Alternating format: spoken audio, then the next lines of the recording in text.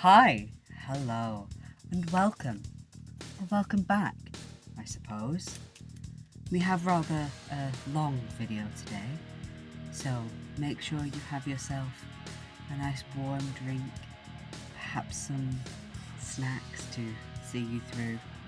Today, we're doing something a little bit different, as you might be able to see by this rather cozy introduction.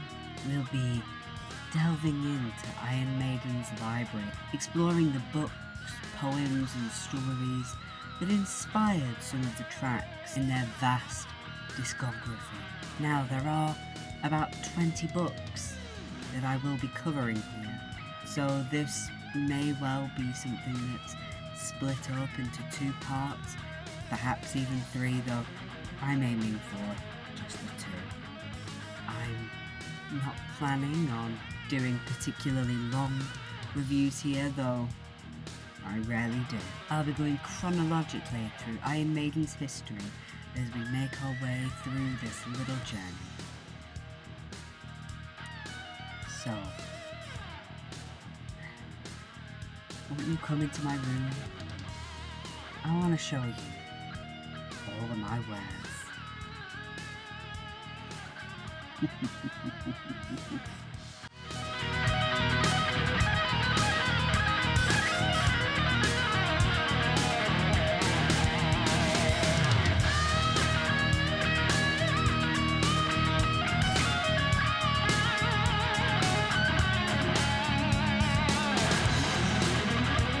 While this is the first review that you will be seeing, this is not necessarily the first review that I have filmed. Brave New World happens to have taken that title. I just wanted to let you know that generally the viewing order and my filming order might not be the same, so while I will try to keep references to a minimum, there may be references to things that you won't be seeing yet, but will make sense later. I haven't got that far yet. This is only the second book that I'm reviewing, but I just wanted to have that out there as a just in case. So let's dive into the camp madness that is Gaston Leroux's The Phantom of the Opera, which inspired a song of the same name. Couple of notes. 1, this did come before the Andrew Lloyd Webber musical, so if it is inspired only in part by the book and also by any productions, it will likely be the Universal Studios Phantom of the Opera film. And also this version I have is translated by Muriel Ribiere. And finally, just as one last note, if there are any pronunciation mishaps with names or phrases that I've chosen to use, then that is because I haven't taken a French class since I was 13. Cat, you have already knocked it over once and you're doing it again.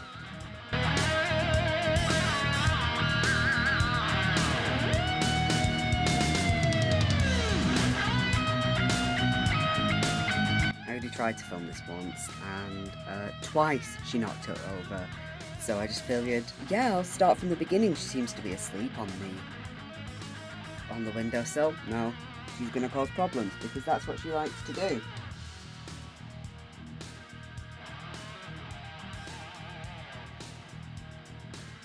I love that this opens with one of my absolute favourite motifs from particularly classic Gothic literature. A lot of books, this obviously included, have this kind of, all of these events are real, and I have gathered many accounts to prove to you that this is real. This also happens in Dracula, and from what I can recall, it happens in Frankenstein as well. I'll be able to confirm or deny that when I get to Frankenstein, because that is part of this series. It's basically the literary equivalent of when horror films go based on a true story, and I do wonder if at the time people saw that at the beginning and did what most people do when they see that on horror films and go, yeah, sure, this is all real, get to the spooky stuff. Or if it was genuinely, oh my god, these are real accounts, that's wild and insane. Because people do genuinely believe in, even today, there are huge forums online about people who think that the things detailed in this book are real, which is baffling to me. It is a work of fiction, but anyway, I think it's because it uses some genuine events and looks at how the media portrayed those events. But yeah, this is a work of fiction which says it happens to be real at the beginning. Just because it's written in a book doesn't make it real.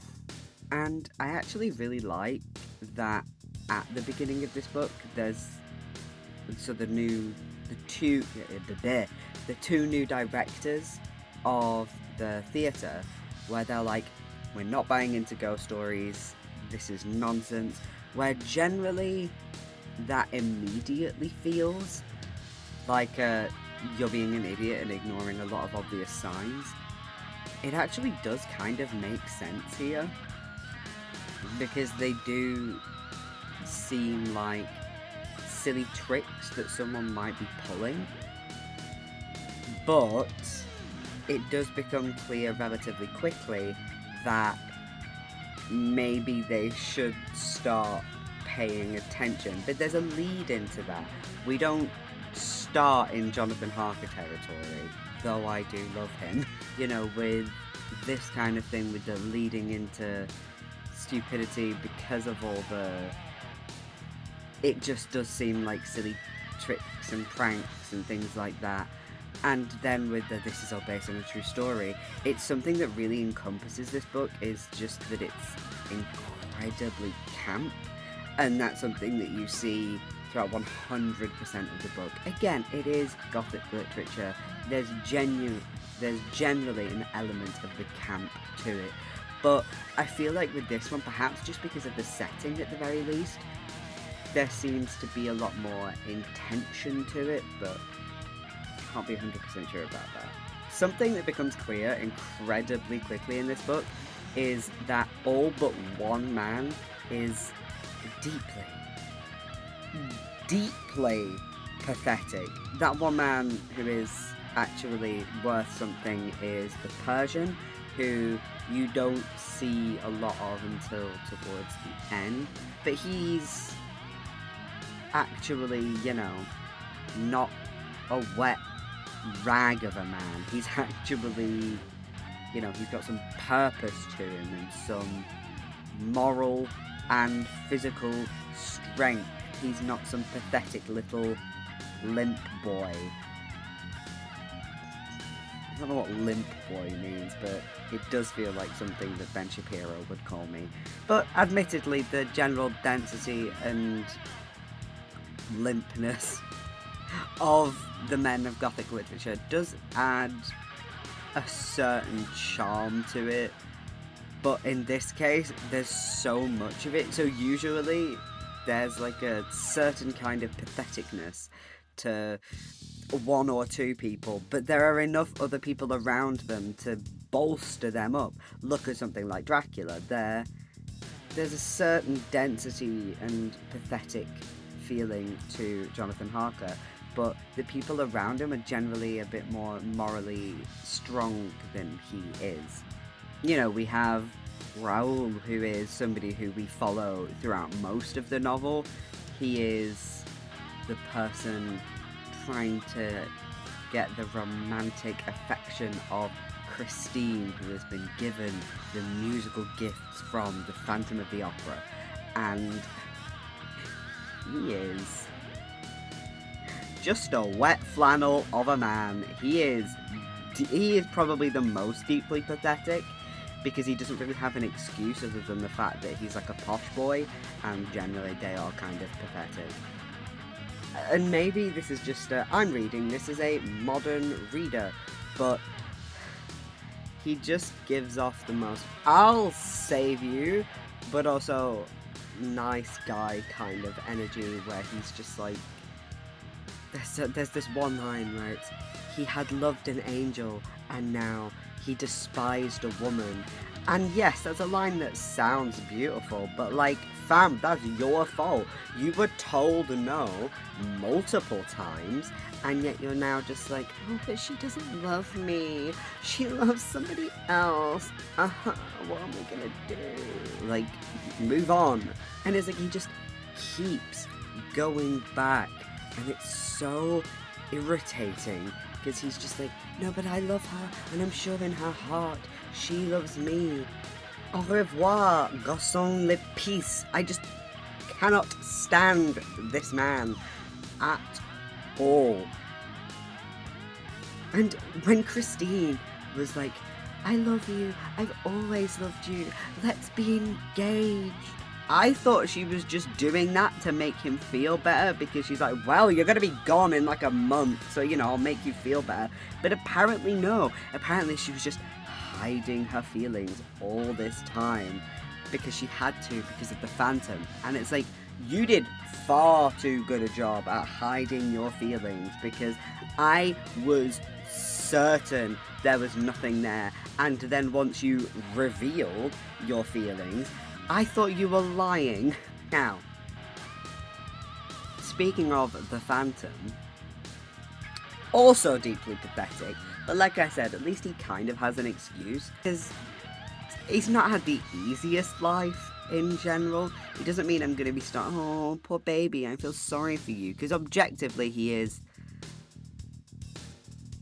pathetic and irritating, and quite frankly, the idea of loving him is like the idea of just, no, I'm not going to say that. He's fictional, Autumn, he's fictional. So this might be a minor spoiler, and I'll go into details a bit later on why I am still going to mention that it is a spoiler, but minor spoiler. The Phantom isn't a phantom at all. He is not a ghost or a ghoul.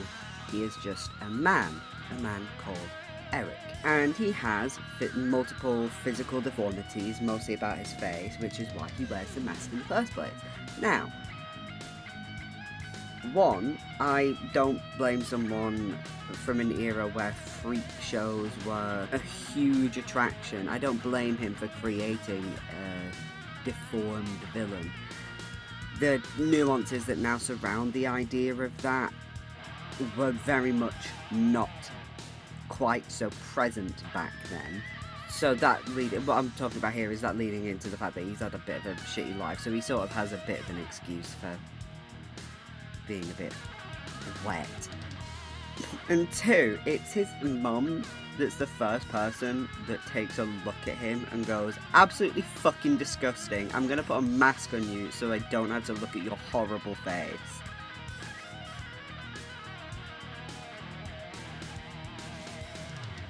I did actually feel sorry for him there. Most of the book, I don't feel sorry for him, because he has done a lot of things to himself.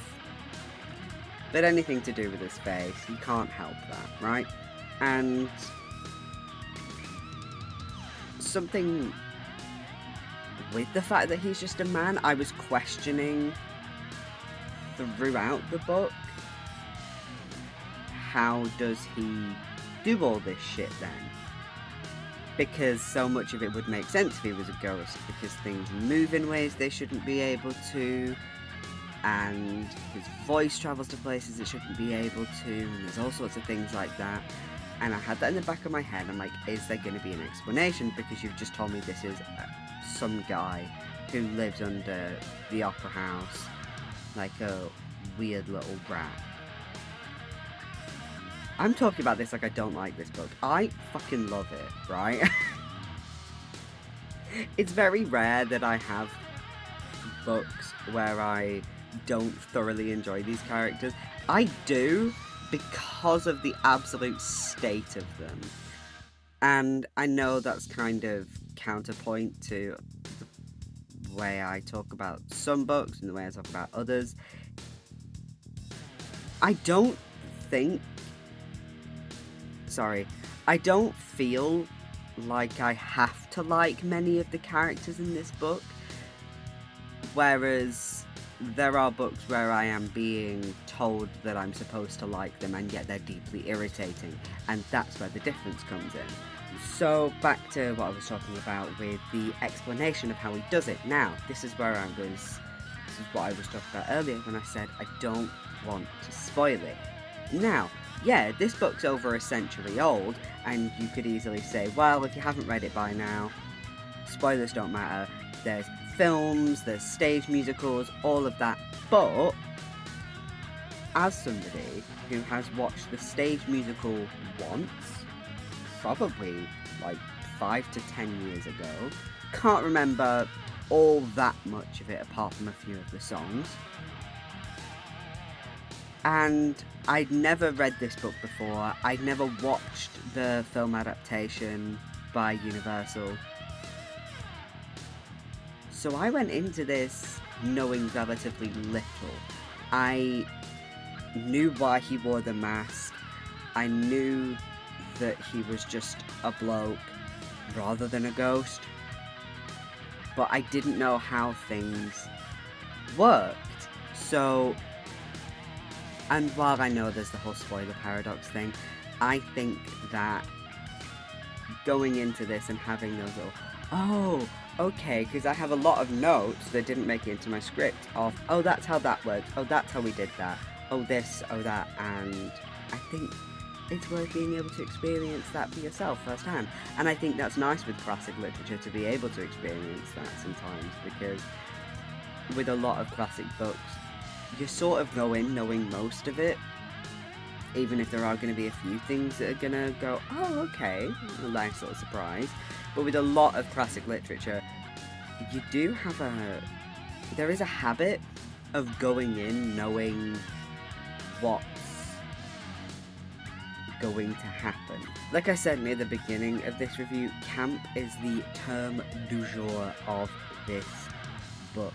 Eric is what would happen if you gave a theatre kid all the money they needed and too much free time, because he is just a weird little camp bastard who is just like, tee-hee-hee, I'm gonna make this chandelier fall, and it's like, everything he does, his entire little underground layer, it's like, where do you find the time? He is just a theatre kid, and I feel like this was perhaps written by I feel like Gaston Leroux's got that theatre kid in him. And you know, how can you not love a book which has the line, Eric, you promised me no more murders, and it's not trying to be funny. Because I think I would see that in books, films, TV, anything now, and it would be an intentional comedy bit. But the fact that it's unintentional here really struck something in my chest. I was giggling in the street. I had the audiobook version of this, and I was giggling in the street. I absolutely loved it. Probably one of the funniest lines I have read in a long time. It's just the image I have of the Persian looking at Eric, hands on hips, tapping his foot, like, Eric, I told you. Like real mum vibes. I told you, stop killing. It's not very nice. I think this is a book that actually often gets overlooked within the Gothic canon, and I think that's actually a shame. I think it gets overlooked because of its adaptations.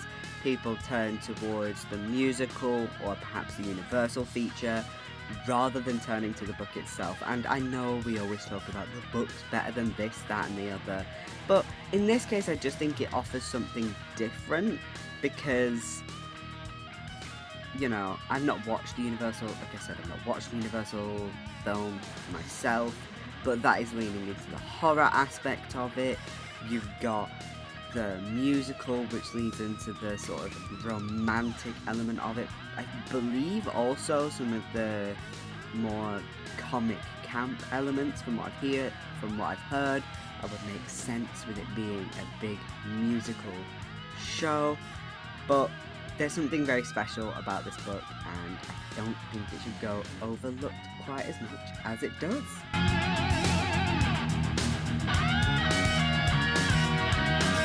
I should be clear going into this. I've read this book a lot. Like, a lot. Like, millennials, despite everything, rereading Harry Potter a lot. So I will make sure this is one of my short reviews.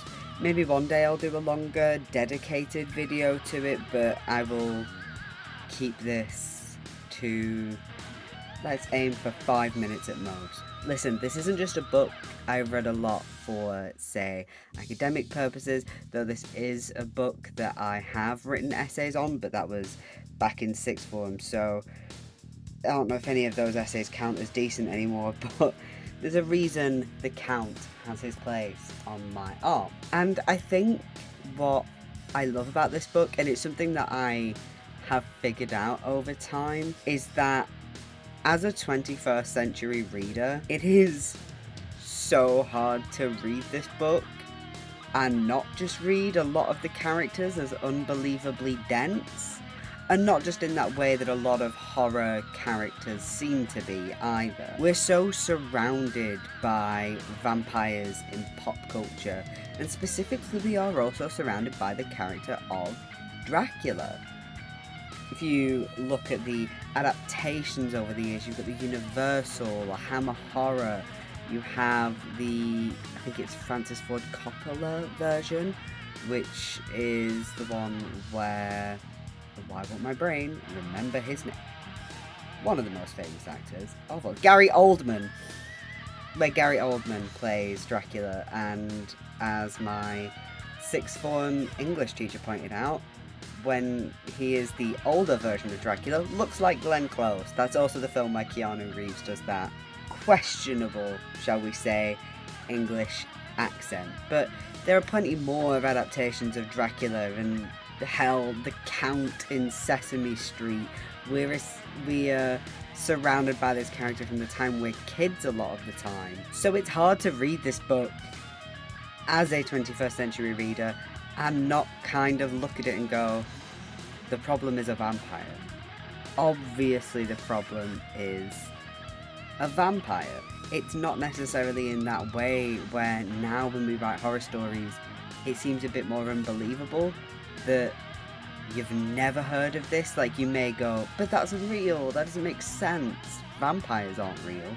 But we know the stories of vampires and hunters and all that sort of thing, whereas back then they were sort of folk tales and myths for the most part. I mean, Carmilla had come out at that point, and The Vampire by John Polidori had come out by that point, but they were not the stalwarts, I think that's the right word. They were not these pioneers of long-lasting fiction that Dracula became. So I don't know what they were like at the time. I've never done my research on that, how popular they were, but it's certainly not something that would have been as ubiquitous as it is now, as a character, as a type kind of thing. And the best way I can describe this feeling is that you have to kind of actively remember that these people don't know what book they're in or what genre they're in. Discounting Jonathan Harker, who we will come back to in a minute, we are looking at characters who genuinely do make sensible and scientific choices for the most part. This is most clear when we're looking at the case of Lucy Westenra, who, it may be obvious to us, but it isn't obvious to them.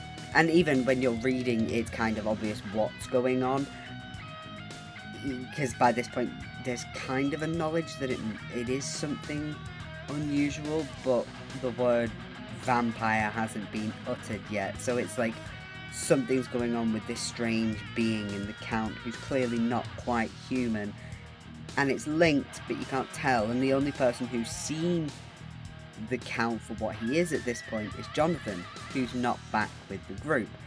and Lucy is displaying signs that there's an issue with her blood, and it's clearly not anemia. So what they do is a blood transfusion, which makes sense. And that's something that was really new at the time. It's something that Bram Stoker must have recently learned or read about. Or, doesn't matter. And you can tell that there's so much that does make sense in that. Okay, it's not this. This should work scientifically, but the world of supernatural and the world of science doesn't necessarily go together all of the time. Or in this case, it kind of does. The way they deal with Dracula in the end is a mix of the two. A mix of scientific, sensible thinking and using what they can with the supernatural. Now, Jonathan Harker is different. That man is willfully ignorant and dense. Some might say himbo. I'm kind of inclined to agree. He's just... I kind of love him because he's kind of stupid, and I'm not going to go deep into this, but when I do, if I do a full video on it, I really want to talk about the feminization of Jonathan Harker, because it's really fascinating, but I'm not getting into it here. I'm just going to talk about the fact that he's dense, because that's the funny thing. Everything leading up to him realizing that he's trapped in Dracula's castle is a blatant red flag, and he's just like, wonder what that's about. Anyway, Mina would love this paprika chicken recipe. I'll write it down just for her. And it's not just ignoring the slightly more superstitious signs. So maybe being confused as to why you're being given a cross. It's like, oh, they just think this man's unholy. That's fine. But it's all the obvious, you are going to a man who is actively dangerous. They don't say there's supernatural goings on. So like, you'll have just seen Phantom of the Opera, I think. I can't remember the order of this, because I'm not reviewing in the same order that I'm reading. I've mentioned that, and I will mention it again. But, brain. You know, in that book, I mentioned that it makes sense for the characters at first to be like, you're just playing a prank. Why would I believe it's something supernatural? That's kind of silly. And then they have to slowly think, oh, maybe there is something like that going on. But in Dracula, it's kind of a... Okay, the superstitious stuff you can kind of go... Superstitious or leaning towards supernatural stuff, you can kind of go, I understand why you don't want to believe that. But the stuff where it's just like, the man you are going to is actively dangerous and I think he will hurt and or kill you. And he's just like... Okay, but what's the recipe, babes? He's so stupid. And it's so funny because I feel like it's hard to know, would he have felt so dense for a 19th century reader? It's the one thing that I just... Sometimes when you read an older book, you can get a sense of what that would have been like. When you read it for the first time and you don't have much context about it, you can kind of sometimes get a sense of how it might have felt. But with certain things like that, it's like, is he meant to be stupid? And like in a almost comical kind of way? Or is he meant to be the maybe slightly dim but charming, plucky hero? Because he's not. He's nowhere near the plucky hero. His wife is more of a hero than he is for a start, and yet she barely gets a fucking look in. And the entire group around him, it's like Seward and Van Helsing are actually more protagonists. They're more protagonists than Harker is. But yet he is the one that often gets the focus, because I think it's just because he's attached to Mina. And he's the first to be taken, he's the first to go, which obviously makes sense, but for the vast majority of the book, it's not linked to Harker. Spoiler alert, I guess, but it's something that I think a lot of people go in with this assumption that it's going to be very Harker heavy. Can't say that it is. But look, I'm going to wrap this up right now because I will go on forever. This book is camp, it's ridiculous, it has some genuinely good horror moments in it, as you would hope. It has that dark, gothic thing of the time, and also it's a little bit gay, a little bit being an understatement. And also, to bring it back to the last video that was on my channel, yeah, Alice Vernon was absolutely right. There is so much sleep-related stuff in Dracula, and I don't know how I didn't realise just how much that plays a part. Maybe it's just because I wasn't thinking about it, but I kind of went into this actively thinking about it, because I remember her mentioning that early in the book, and I can't unsee how sleep-heavy this book is.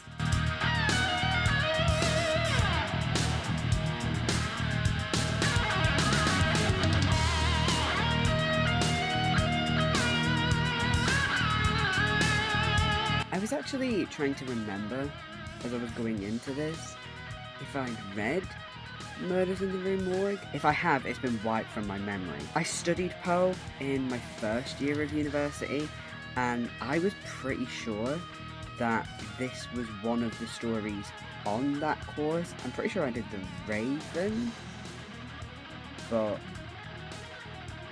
I feel like this was one of the stories. I know I did The Pit and the Pendulum, but I thought this was one of them. But it's been like 5 years and God knows how many books since then.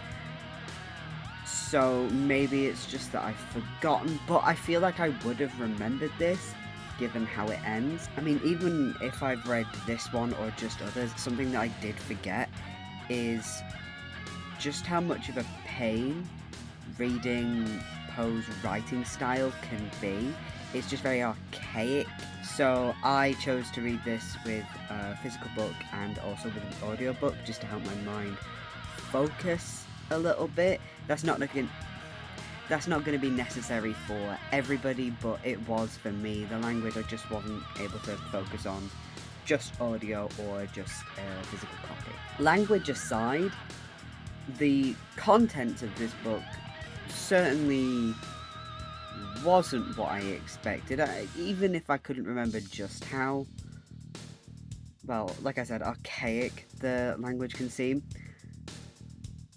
I was going into expecting it a little bit, you know, this is a American but Victorian era book, I believe. Late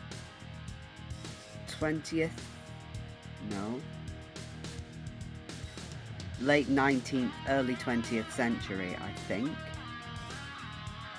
I'm not an expert on Poe, but you know, that comes with a little bit of maybe more archaic language. But what I wasn't expecting at all was some of the contents of this book. Now, some of that's surprising but not a negative, and well, we'll get onto that later. But the description of the bodies, you know, the eponymous bodies that are the murders in the Rue Morgue, it is a lot more visceral than I was expecting. It's not that older fiction doesn't have vivid descriptions of sort of violence and grim things, but it still took me by surprise. I think in particular it was the description of the hair. So I think 2 of the women have had their hair pulled, and because of the force and the amount of hair being pulled, a bit of the scalp came with it. Though I think that might have affected me in the way that it did, because when I was in school I saw 2 girls having a fight and saw that this one person yanked her hair. I don't know if it was her hair or she had like a certain kind of extensions in, but either way, when the hair was in her hand, so was a bit of her scalp, and it's one of the nastiest things I've ever fucking seen. Listen, when girls get into physical fights, it's something else. When boys fought at school, maybe a punch or 2 was thrown, but it's sort of a lot of pushing and arm flailing. think I mentioned that in my Heartstopper video, but when girls fight, it's one of the nastiest things you'll ever see, and that is a vivid memory that will never leave my brain. No spoilers for this, much for the same reason as Phantom of the Opera. Yes, it's a classic story, but it is worth you being able to experience it for yourself properly for the first time. Just because a story is classic doesn't mean you're going to have read it. Also because I want you to be disappointed for yourself, just like I was. So no spoilers of who the actual killer is, but all I'm going to tell you is it's a choice. It's certainly that. When you're reading any kind of crime fiction or thriller, and that is what this story is, it's a lot closer to a gothic thriller than gothic horror. I think a lot of people assume if it's gothic then it's horror, and a lot of Poe's stories do err more towards horror, but in this case it's more of a gothic thriller. And when you are reading any kind of crime fiction, you expect that there may be twists or surprises, and even the reveal itself may be a surprise or a little bit of a twist, but there has to be actual signs throughout the beginning of the book, not the rest of the book, throughout the beginning of the book, leading up to that you just missed, that you can then go back to and put the pieces together to understand how they got to where they got to. What you get in this is, here's the rundown of what happened, here's who the killer is, isn't that a surprise? And then backfill how it all came to be. And all I could keep thinking of was H-Bomber Guy's Sherlock video, because it was really hitting a similar boomerang kind of thing in my head. It was so disappointing.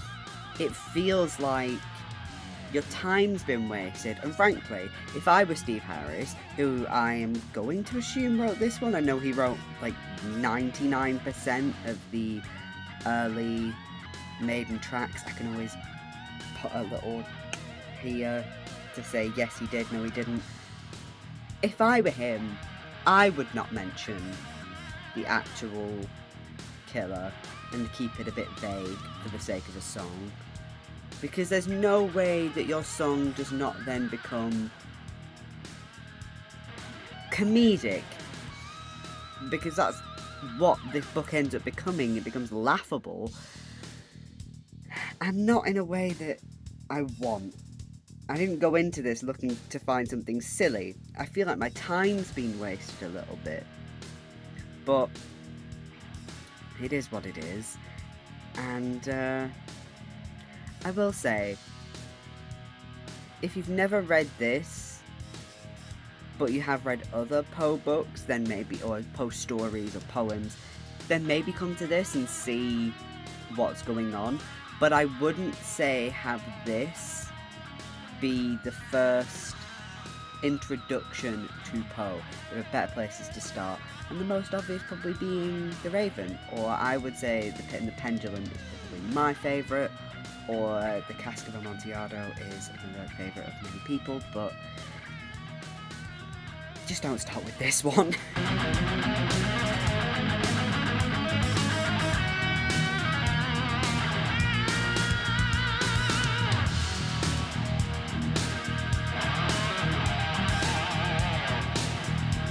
I didn't fully know what to expect going into this one. I knew of the author John Wyndham because I have been meaning to read The Day of the Triffids for a while. I don't know when it came out, probably somewhere around 2010. There was a BBC adaptation of it. It was either BBC or Film 4 they did an adaptation of it that I thought was really cool, and then I always keep meaning to read the book, and it's probably been like 10 plus years, and I've just never got around to it. But, you know, and I knew of the film adaptations of this book. At the very least, I did know of Village of the Damned, and I knew the song Children of the Damned, which obviously is what we're going to be referring to. Well, not referring to, but you know. But I didn't fully know what it was about, really. I knew it was sci-fi, but I thought it would be a bit more sort of spooky kids than what I mean, it is spooky kids, but I thought it would be a bit more sort of traditional horror spooky kids than what it actually is. So, like I said, this is... I don't know if I did say actually.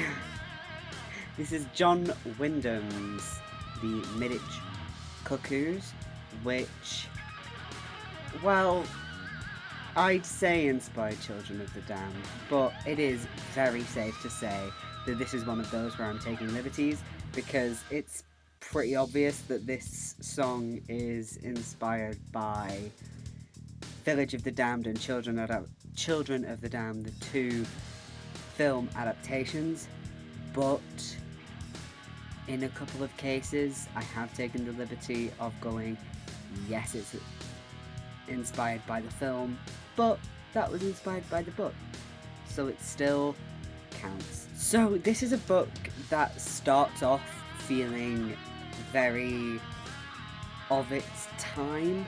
A lot of the talk about pregnancy feels very, well, all the married women are okay with it because they're married, and all married women really want babies. That's their lot in life, but all of the unmarried women are scared and terrified and don't want babies because they're unmarried and will be bringing bastards into this world. Rather than, oh my god, we all fell asleep for like 12 hours and now we've been impregnated. That's fucking terrifying. I'm not expecting them to be all like, ah, like screaming about it, but I feel like generally a bit less of, well, you are ladies, you do want babies, but only if you're married, because that's improper otherwise. It does feel a bit... I think this book is from the 50s, mostly because it's of an era where you've got talks of both world wars, so I know it's probably post 40s, and at the latest it could be in the 60s, but it's kind of a not quite feeling like 80s Cold War talk, but more like the post-war, because this is like B-movie era in terms of sci-fi films. So that's why I'm thinking like 50s, maybe 60s, but I would have to look that up. I will probably have put it in editing by now. So yeah, it is a product of its time somewhat, but I think that does certainly add to the flavour of the book. There's a lot of fear of the other with that, and obviously after 2 world wars and just, I mean, generally there is always fear of other people from other places, but I think particularly post 2 world wars, and then you've likely then got immigration happening because people needed to escape the places that they had been left in and all of that. So yeah, you get a lot of scary foreigners. But in this, it doesn't feel like it is correct to hate scary foreigners. I don't think. But that's complicated, actually. I would have to do a lot more time in reading about that. Because I'm thinking about this now, and I was like, is it actually... Maybe you should be scared of outsiders? Because to me, it feels a lot of, like...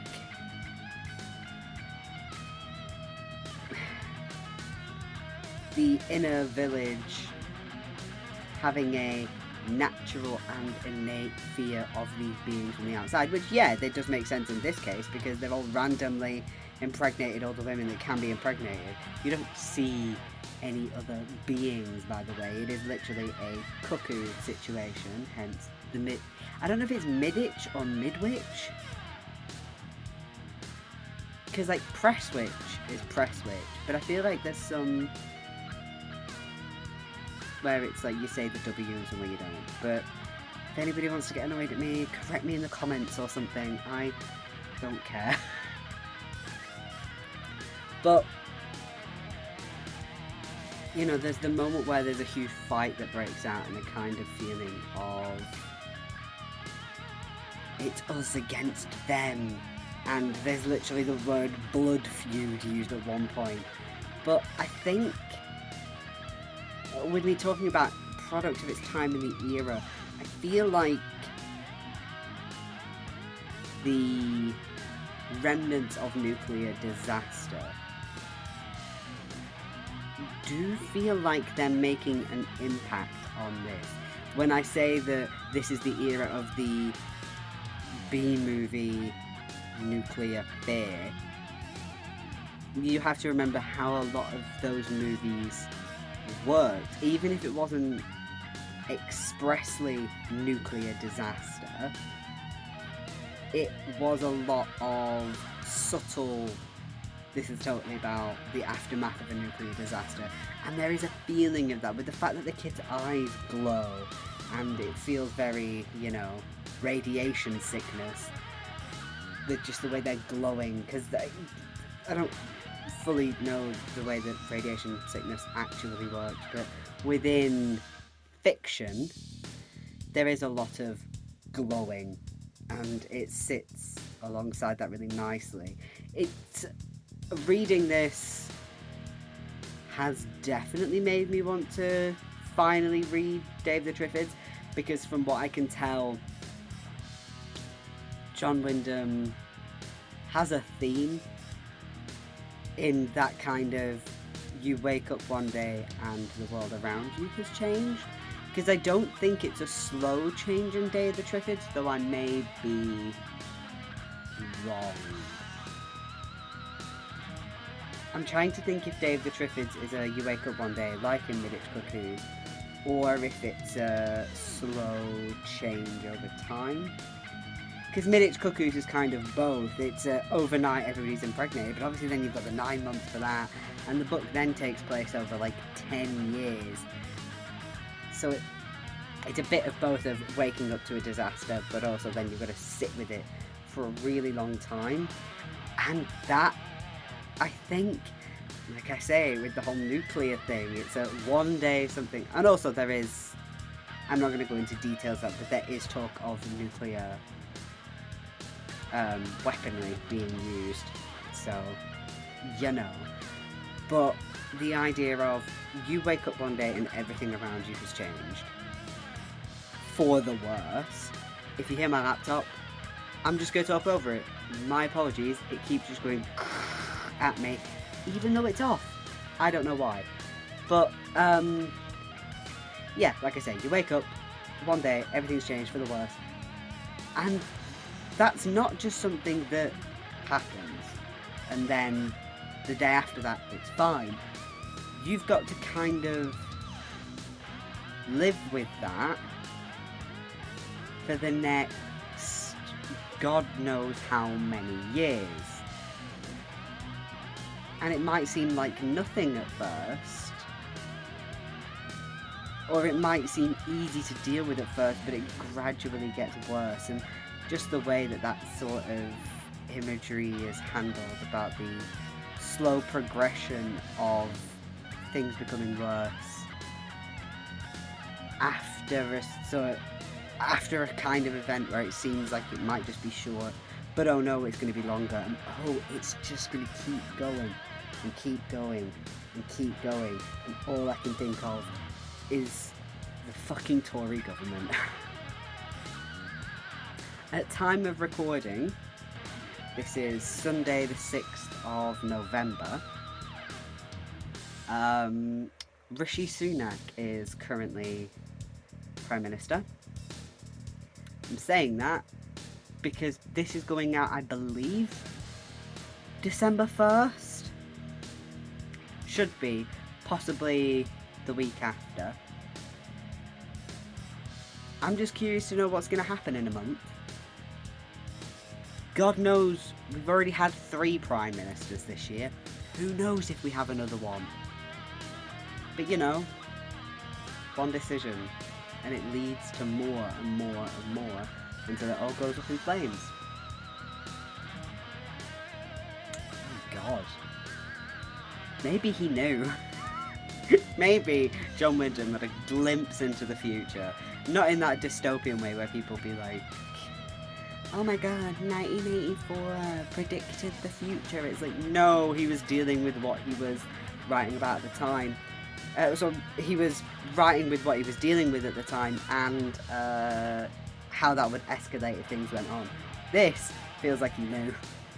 He specifically went to the year 2022 and found out. Fuck's sake.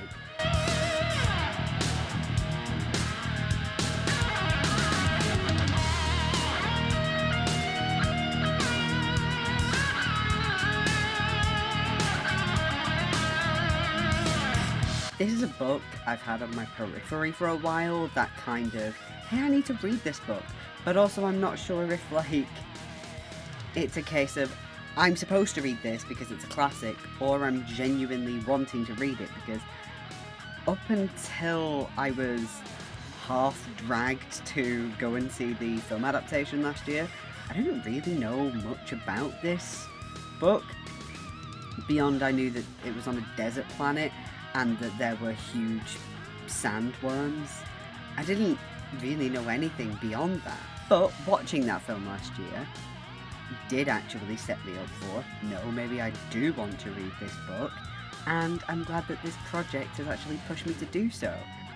And Dune is the book that inspired To Tame a Land, and is really quite overt within this. Some of the other books that I'm reviewing, it's a case of maybe having to read into the lyrics a little bit, or there's a kind of, well, yes, the title is shared, but again, you're still having to read into lyrics. But with this one, no, this is, Steve Harris really likes Dune, and he's letting you know that, and who can blame him? Now, I will be trying my absolute best to keep this section short, but this is my first time reading this book, and I have a lot to say about it, but at the same time, I know that I don't want to be keeping you too long in each individual section, given how big this video is going to be. So in the future, I may well do a dedicated video on it. Given the size of it, there's plenty to talk about. I want to start off by talking about the names. I think it's absolutely wonderful. We have names like Arrakis, the Bene Gesserit, Paul. There's a lot of that throughout where it does feel a bit of a juxtaposition, but that kind of thing almost does begin to fade into the background, and it does sort of make sense. You've got a not even faintly Arabic feeling to a lot of the words being used, and then these very Western names for the colonial characters, such as Paul and Jessica, and they're the Western names for people in the Bible. Actually, don't quote me on the Jessica.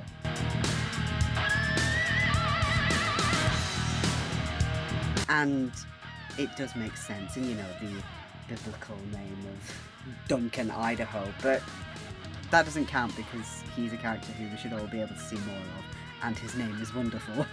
Something that I noticed while reading this is that it doesn't quite read like the science fiction it is, and maybe that's partly because I don't read a lot of classic science fiction beyond some speculative fiction. I'm more likely to read something that's a bit more dystopian than I am to read something like this, the kind of political type of fiction. I read political fiction, but kind of the easiest way to explain it is if you ever watched Game of Thrones, that kind of inter-politics always going on, there is a lot of that in Dune, and I don't tend to read a lot of that because it's a lot of heavy trying to keep up with inter-house, planet, etc. politics, and it's all a bit like, okay, I'm slow. But within this book, it does really read like a fantasy, and part of it is the way that the politics was written about, not meaning the political ideologies, but more talking about you've got a lot of dukes and fiefdoms and arguing over that kind of thing, and yes, that does appear in sci-fi, but it's a lot of castles and sword and knife fights and stuff, and all of that feels quite fantasy. And similarly, the way that magic is spoken about also feels really fantasy. The Bene Gesserit are often referred to as witches. There is a fantasy feeling, specifically a high fantasy feeling, which did kind of surprise me given how much I enjoyed it. I'm not usually as much of a fan of high fantasy, and I think the reason that I preferred this to a lot of the high fantasy that I've tried is because it focuses less on huge scale battles. It's a lot of huge consequences, like large scale consequences, but focusing on small scale interactions. So there's usually not huge groups of people in any given scene beyond kind of, there are other people in the background, and I quite appreciate that it's not a lot of big hefty battle scenes, which I know would come in future books, but I like the fact that it's a lot of one-to-one. Though in saying it feels like a fantasy, that might not be 100% true. It also has a huge feeling of great epics. A lot of that is to do with subject matter. This is the story of somebody gaining god-like powers. In fact, he is becoming a messiah.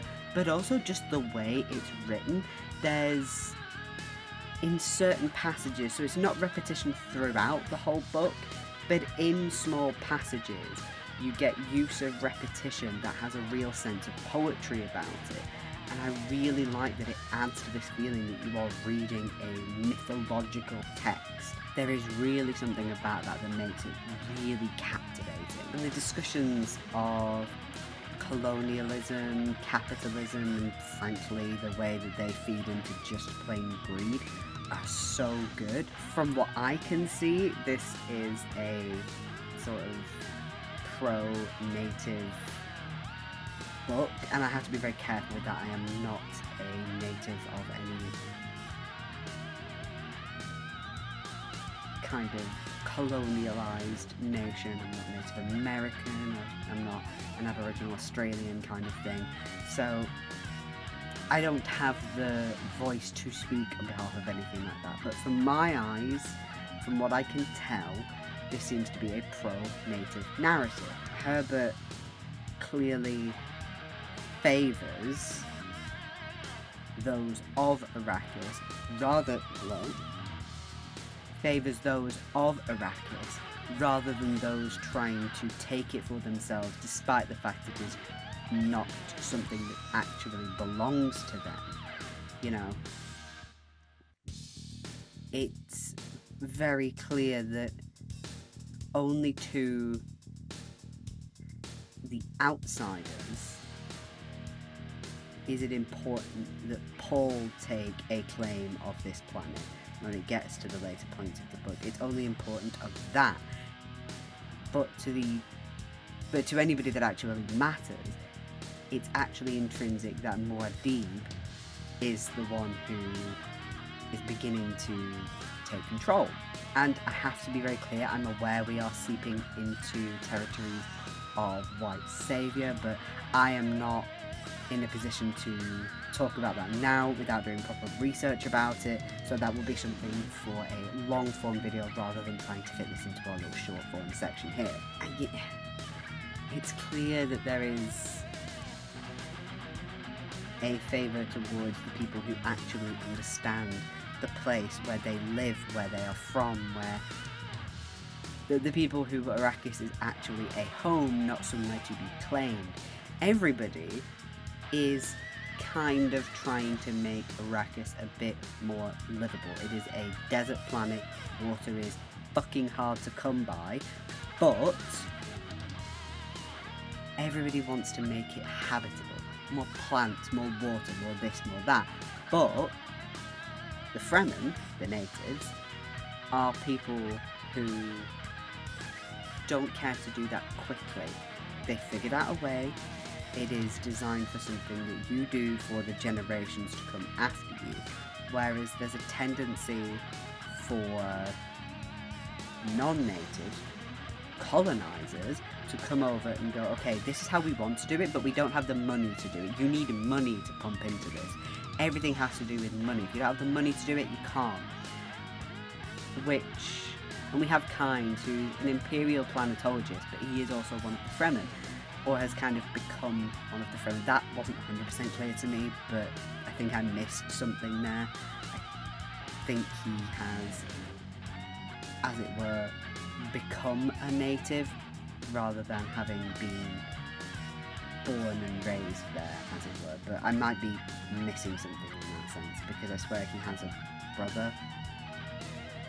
So I feel like I might just be being a bit dense. But he and Paul's father, Duke Leto Atreides, they are discussing the idea of basically terraforming the planet. And the Duke says, how is a planet to become an Eden without money? I'm like, I'll give you 3 guesses as to what focal point has been causing so many problems in the first place, you gimp. Look at the Fremen, look at what currency they use, look at what is actually valuable to them, maybe learn something. Alright, just for this last bit I'm going to do a quick run through of other things that I enjoyed that I would maybe expand upon if I needed to really expand on them, but I don't, we don't have much time. So, let's go. Single one-to-one combat is always written really well. It's often knife fights or sort of sword fights, that kind of thing, and they're so beautiful. There's something really balletic about them. The points where people gain their magic powers, or like mystical powers, god powers, that kind of thing, or they realise just how powerful they are because of them, those scenes, mwah, beautiful. There's one in particular with Paul where they're in a tent that I'm thinking of, and the one with Jessica where she like takes the water. Read it and understand. I don't want to spoil anything, but those 2 scenes are beautiful. And that scene with Jessica, really looking forward to seeing how that's adapted, because that's going to be incredible. And speaking of the adaptation, I really hope that they cast the haunted Twilight Chuck Hesney doll as Aaliyah, because I think it would be the only valid casting. I think I am going to read the other 2 books in the trilogy later on. Like I said, I'm a little bit anxious as to seeing really big battles. I hope that isn't something that's focused on, because it's never my favourite thing. I like focusing on small groups. I never like big scale kind of dealings. But we will see. It's probably something that's going to be a while till I get my hands on them anyway, mostly just because, you know, these are dense and heavy reading books, so I want to have a bit of time between them, you know?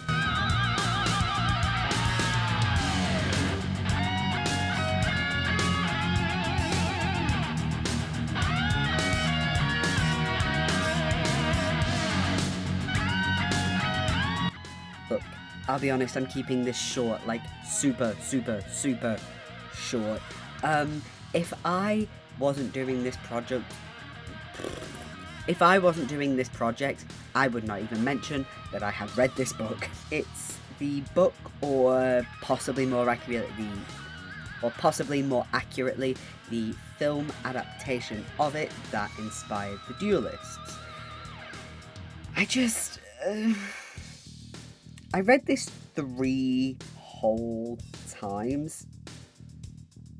Twice just with my physical copy, which was like large print, not on purpose, it was just the only one I could get at the library. And then a 3rd time with both the physical book and an audiobook that I found for free on YouTube. And it just didn't go in.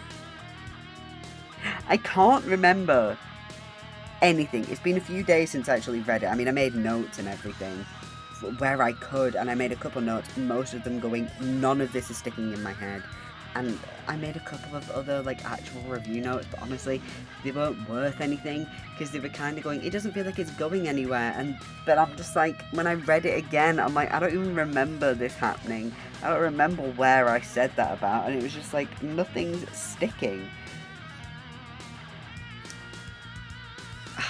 Like I said, if I wasn't doing this project, I wouldn't even let you know that I'd read this book. It would be one of those things where I'd briefly mention it in my end of year wrap up, but yeah, I'm not gonna sit and try to actually review this book because it's impossible.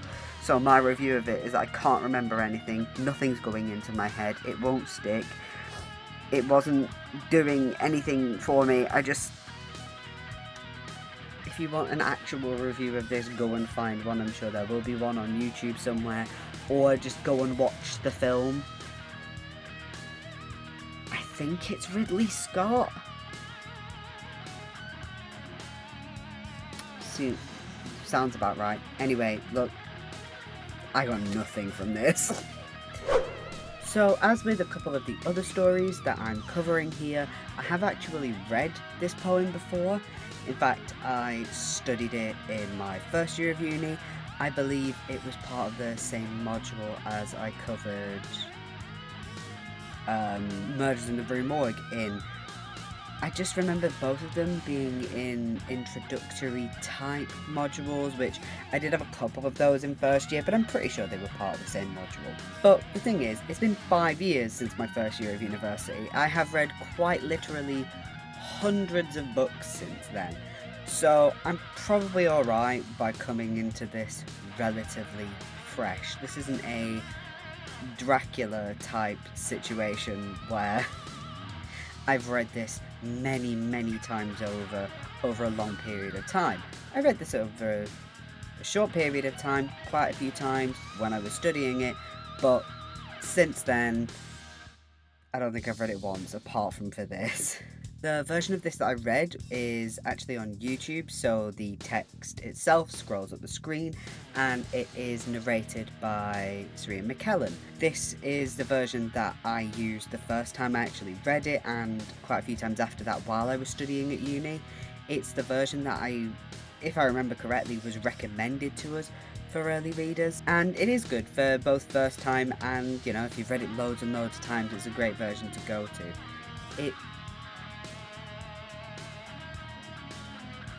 I don't know if you'll be able to hear Lily, my little cat.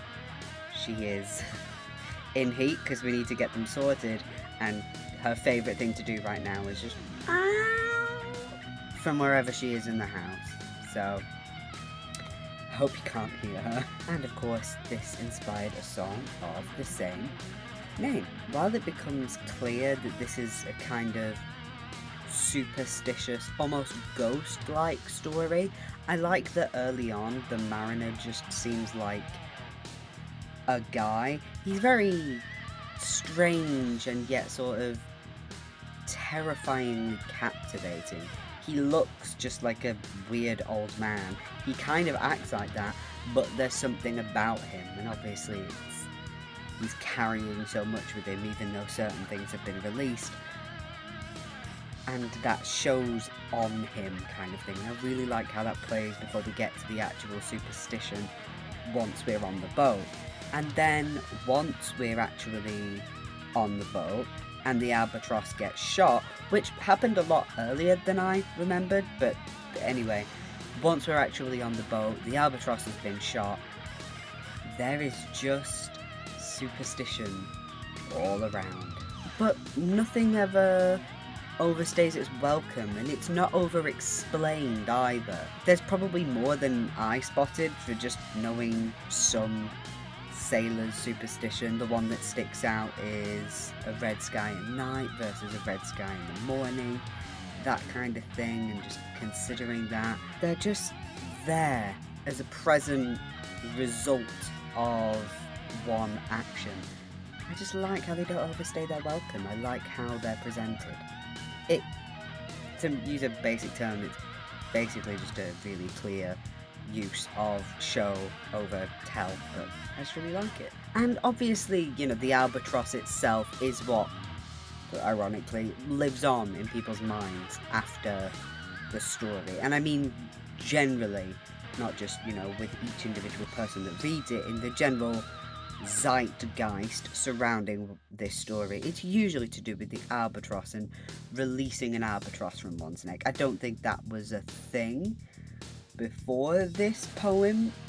If it was, then it's something that was perhaps just a story among sailors rather than being more widely known. But anyway, my point is that it makes sense that But my point is, it makes sense to me very clearly why that lives on. That aspect of the story, which is of course the main aspect of the story, has a fable element to it, or an allegorical element to it. So I understand why people latch onto that. It's the most memorable part of it, because it's the fucking story itself. But in terms of the lines within the poem, I do wonder why, in particular, the water everywhere but not a drop to drink. I do wonder why that's the line that has stuck around from this poem as a thing. It's not a bad line, I'm not saying that, oh god, why would that stick around? I just wonder, this just piqued my curiosity as to why that individual line lingers on throughout the rest of history after this poem. I just find that really interesting. Now, I need to try not to sound pretentious with this next bit, so I want to start by saying nobody has to read classic literature. Nobody should be forced to read it, and nobody should feel pressured to. It's pretty simple. There are reasons that I will recommend certain classic books, but I always want to talk about them to an extent in a way as I would talk about newer fiction. You would have seen that with me talking about Callocane in my regular reviews, or a lot of books within this collection. I'm going to talk about Brave New World later. I've already spoken about Dracula, which I have a different connection to, but there are classic books within this, within the reviews I've done on YouTube, off YouTube. I am generally a huge fan of reading classic literature, but always the books that are beyond study, the books that I want to read. But people often will be like, oh my god, you haven't read this, you have to. This is a book you have to read, and people do feel pressured by that. That's not what I'm going into here. That's what I want to preface this next bit with. It's not groundbreaking for me to say you only have to read books that you enjoy. There are reasons to read certain parts of classic literature. You have to see how they shape the world and to just enjoy stories for some cases, groundbreaking. Some older books are still good, but there's also learning about historical context and all that sort of stuff. It's all interesting and fun. But I say this because I want to consider why this story is something that is talked about, but not seemingly read as much outside of perhaps more academic circles. Because the story itself is like I said, it's quite like a fable, so it would make sense for a lot more people to have read it, even maybe just have had their parents read it to them. And I know that sounds a bit mad to say, because this is quite a perhaps scary story, but I read scary stories when I was a kid, and things, I'm not comparing them here, but there's things like Darren Shan, there's things like Goosebumps, there are things designed, for Coraline as well, there are things designed for children that are scary. But in general, also consider things like fairy tales and fables, which I would compare this to.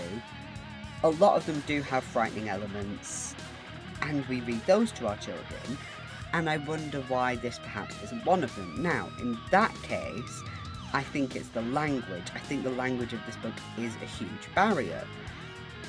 The way it looks is quite different to the way it sounds. It looks, probably because it looks archaic, because it is. It's why, if you're reading this for yourself, I do recommend the version that I read the first time, and that I read for this review, which is the version on YouTube read by Serena McKellen. You get the atmosphere, there's just... nope. You get the atmosphere of the poem without having to struggle your way through deciphering language. You get to see visually, that's how it looks, and that's how it sounds at the same time. And there is benefit to that. Also, I'm really quite likely to be dyslexic. At the very least, there's something in my brain which makes reading certain things really difficult. I get letters mixed up and all that sort of stuff. I usually just, for ease of talking to people to understand what's going on in my brain, I usually just use the word dyslexic, which probably isn't correct, but whatever's going on in my brain, it makes reading certain things, writing certain things with words can be difficult. Ironic, I'm aware, given what I do for a living, but... well, not for a living. Not yet! But, my point is, if you're like me, reading certain things, especially when you already struggle with modern language, something that's more archaic can be difficult. This version is for you. Also, I recommend for people who are able to read the language or are happy to use the version that I have recommended already. If you read fantasy, especially high fantasy, if you haven't read this already, I recommend it because I think it would be something that you enjoy. I don't know why I just consider this being something that isn't read or spoken about often enough outside of academia. I think it's the sort of thing like I spoke about with Phantom of the Opera. There are just certain books that are known about more than read, and I believe this to be one of them. So yeah, I just think... I know this section seems has probably gone round in circles a little bit, but yeah. There are reasons to read classic literature. You don't have to read this. I'm not saying that it's you have to read this if it's the last thing you do, because some people do behave like that with books, especially classic literature, but I do think it's a good idea. You get, like I said, it's the idea of like a fable or almost a fairy tale or an allegory, and a lot of those, and I know those are all different, but they often have, it's like Venn diagrams and they all have overlapping features, and I just think you would enjoy it. Now, I am going to end by just saying there's this one line that I just... if I were doing a full video on this, I would be letting my degree slip out. Because I just... and a million slimy things lived on, and so did I. I wanna go into that line, and I know, well, it's 2 lines technically, but I know it seems simple, but those are the lines that really get me. There's like there, and I just want to get under the surface a little bit, and I want to go into it, but I'm not going to because I don't have time. because I've got to keep these videos relatively short. But look, if I had time, I would, but given that I don't, I will simply send you on to the next review and just give you a reminder. Trust me, the YouTube version with Sri and McKellen, it's only about 30 minutes. It's worth taking a bit of time out of your day for.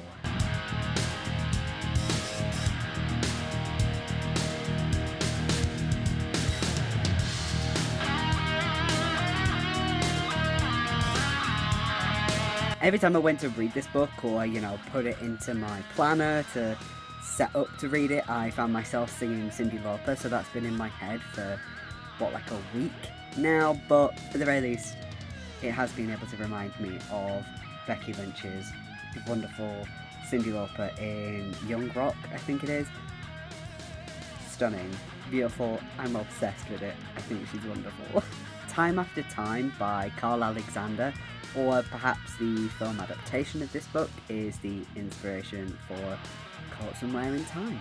So any of the books that I wasn't already familiar with going into this project, I kind of didn't really do much research into them beyond finding where or how I can read them. And Caught Somewhere in Time isn't something like, say, To Tame a Lamb, where the lyrics are a pretty obvious retelling or summation of the plot. This is one of those where it's kind of this is about that, but not necessarily obviously, so I wasn't even assisted there. So a lot of the early goings with this book were, oh, this guy is weird, hey, please don't compare a adult worker with a mother figure when you're about to sleep with her. Oh, Jack the Ripper? H.G. Wells? Okay. And it becomes this kind of fun but kind of harrowing narrative where you've got H.G. Wells and Jack the Ripper stuck in the late 70s as H.G. Wells tries to track down and bring back... Please tell me that wasn't obvious pizza sauce. Oh,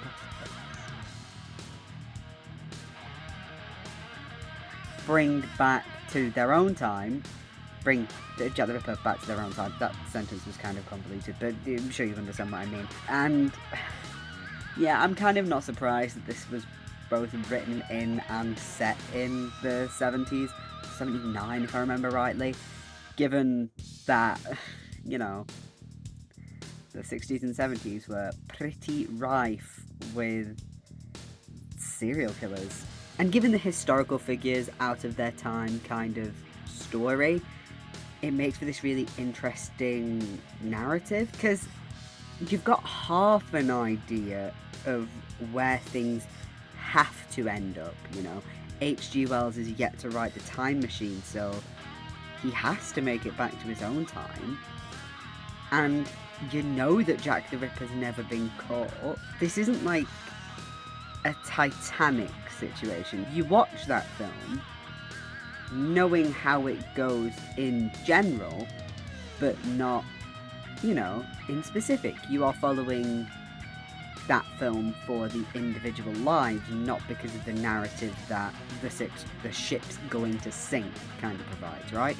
I hope that makes sense. Alexander, he creates this really interesting way to play with what is known and what isn't. And yeah, there is some stuff that I kind of began to question sort of temporarily, but with time travel fiction in general, I find that if it's following its own rules, then I can kind of suspend my disbelief. And from what I picked up on, this does follow its own kind of rules, because, time travel, given that it doesn't exist, it's like when people create magic systems. It's a good idea to have your in-universe rules in place, kind of thing. But I do have a few complaints. One, Wells is always using whoosh WHOOSH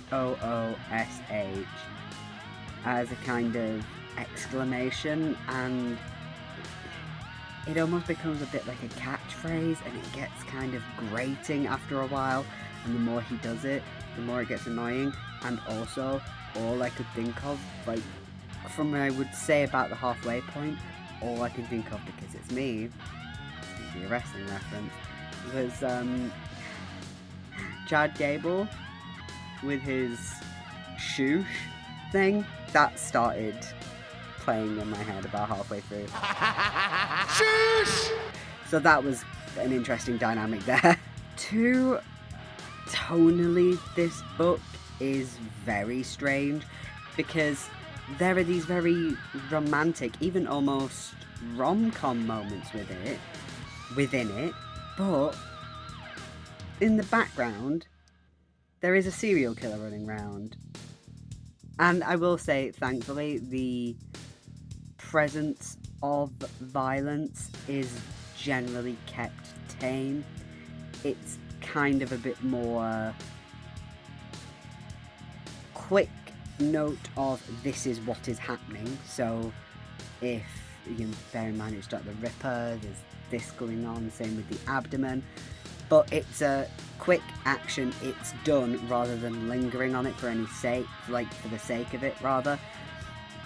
And same with any after effects, it's not, I'm going to in detail describe the blood and gore, it's more a case of this crime scene is a mess, here's how it affected the police officers, to give you more of an idea.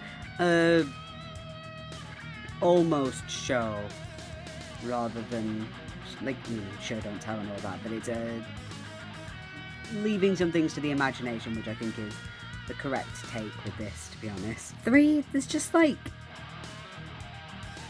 there's no really better way to phrase this, there's a lot of erection chat, and that's with an R, not with an L. It's just something I started to notice as the book was going on, that particular bodily function gets mentioned a fair few times, and a lot of it is because you've got Victorian men going to the 1970s and all the women are scantily clad and a bit more sexually free, and it's just like, great, but you can tell me that you're interested in her, even aroused by a woman, but not, I don't need to know that your dick's gonna pop off, you know what I mean? Just not something I need to be made aware of. Despite any complaints that I may have, though, I genuinely did thoroughly enjoy this book. It's really captivating and everything builds up really nicely. The kind of tension and building up of this stuff I was talking about earlier, of how do you get from point A to point B when you're not using a point A to point B narrative, it's time travel. Point A to point B doesn't really work like that, and the way that's dealt with and fits together works really nicely. You know, I'm not necessarily going to say that this is one of my favourite books of the year, but it's certainly one of my favourites of the collection. I mean, I'm definitely glad that I read it. And I think it's the sort of thing that I've not heard about this book before. Maybe I don't know if the film is by a director that I know, but I might check the film out, see if it's a good adaptation of it, because I feel like it is a film that would, I feel like it is a book that would work really well for adaptation, so I'll be interested to see how that goes. I wasn't aware going into this that this is actually a short story within a collection, but given that the song only pertains to that one story, I won't be reviewing the book as a whole. And the story and the song is The Loneliness of the Long Distance Runner by Alan Sillitoe. Well, and Iron Maiden. But the book is by Alan Sillitoe. This is one of the best depictions of class struggles that I've probably ever seen, and I think a lot of that comes down to just the simplicity of it, really. It's not metaphor heavy, it's a pretty standard depiction of one person's story, and yes, that does serve as a example of a whole, but you know what I mean, it's not a metaphor heavy, this is about class struggle. It's a really simple depiction of one story, and it's really effective. It's just a story about a kid in Bristol and how he ended up there. Context from what I am aware of, Borstal is like a reform school for kids who've committed crimes. But while there, Smith, our main character, has been told to take up long distance running as a way to kind of better himself. And while he does find benefits from it, most of all the ability to think openly, because he's away from the milieu of the Borstal itself, he also finds that he is very stringent on the fact that this is about and for him. It is nothing to do with the governors, because while they have given him this benefit, he is not going to use it to make their lives better. Towards the end of the story, there is a race happening, and you're introduced to that relatively early on, the idea that there's going to be a race, and he also says pretty early on that he is not going to win this race because the governor is set on him winning, because it will get the governor and the school these trophies and accolades. Accolades. What the fuck is an accolation? Accolades. All that sort of thing. And he's just like, I am not doing anything for somebody else's benefit. That is the sort of person who sees me as nothing. That sees me as just a tool in their bigger game. And I think the language adds so much flavour to the story as well. It's written in Smith's accent, so from what I gather from the blurb, much of the stories are set in the West Midlands, but the accent while reading it could... I found that if I were to have read this out loud, it would have fit my accent as well, so I don't know which part of the Midlands fits within the West Midlands, as it were. I don't really know my geography that well in that aspect. I will probably mention something here, but the accent is written as it sounds a lot of the time. But it is natural. It's clear that this is an accent that Sillitoe is familiar with, because, as I have noticed, it happens a lot in fantasy fiction, where people try to write, or historical fiction as well, for similar kinds of reasons. There's a lot of overlap in the way those genres are written, but the way people try to write, specifically any kind of typically working class accent,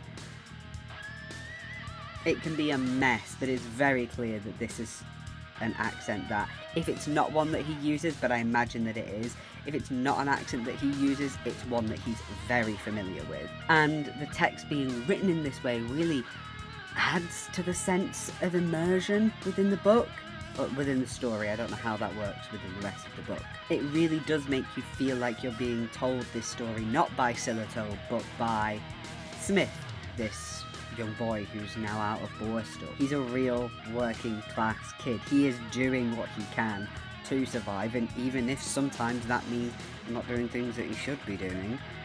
And also he distrusts every cop and hates Tories. I mean, pretty bleeding standard from what I can tell. And I just want to leave with this line before my quick little final thoughts.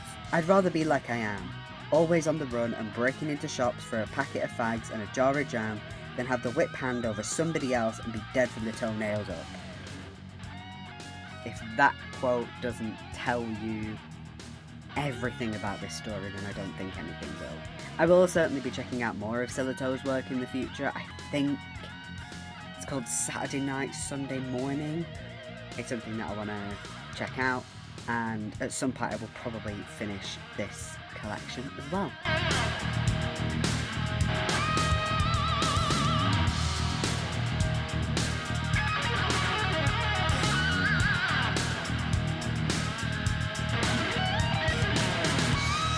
I'll start by saying that Moonchild by Aleister Crowley seemed to be the inspiration behind the song of the same name, though I'm not sure if that's a kind of shared name, but not actually.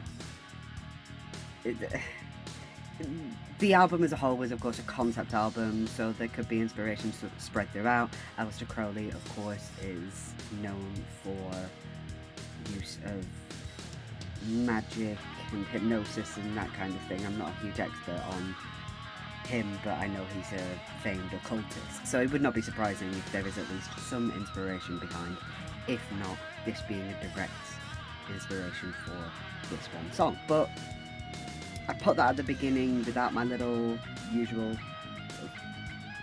in at the beginning to lead into it, just because I tried with this book. I really did, but it's a bit of the duel situation. I tried with it, it wasn't sticking, and this is so much longer than the Duel, honestly. I had this on large print, and I think that was about 150 pages, so bear in mind that probably would have been about half that on regular size print. So yeah, this is regular size print, somewhere in the realms of 250 pages. I couldn't read this over and over again, given how much else I've got to read. But the difference between the Duel and this is, while this wasn't sticking, the bits that I was picking up on as I tried to read through it did seem interesting, so this is not a review, but a bookmark, in a way to say, I want to come back to this in the future. I think I have just worked myself to the bone this month, and this book suffered the kind of remnants of that. For context, this is the penultimate book that I have read. I have one more book to read after this, and that is Frankenstein. So I'm just getting to the end. It is, I don't have my watch on me, so I can't tell you the date. I think it's the 25th or the 26th, something like that, of November. I am pushing it to leave it to the end, but I've been editing as I go. So yeah, this is a Moonchild, I'm coming back to you, but not yet.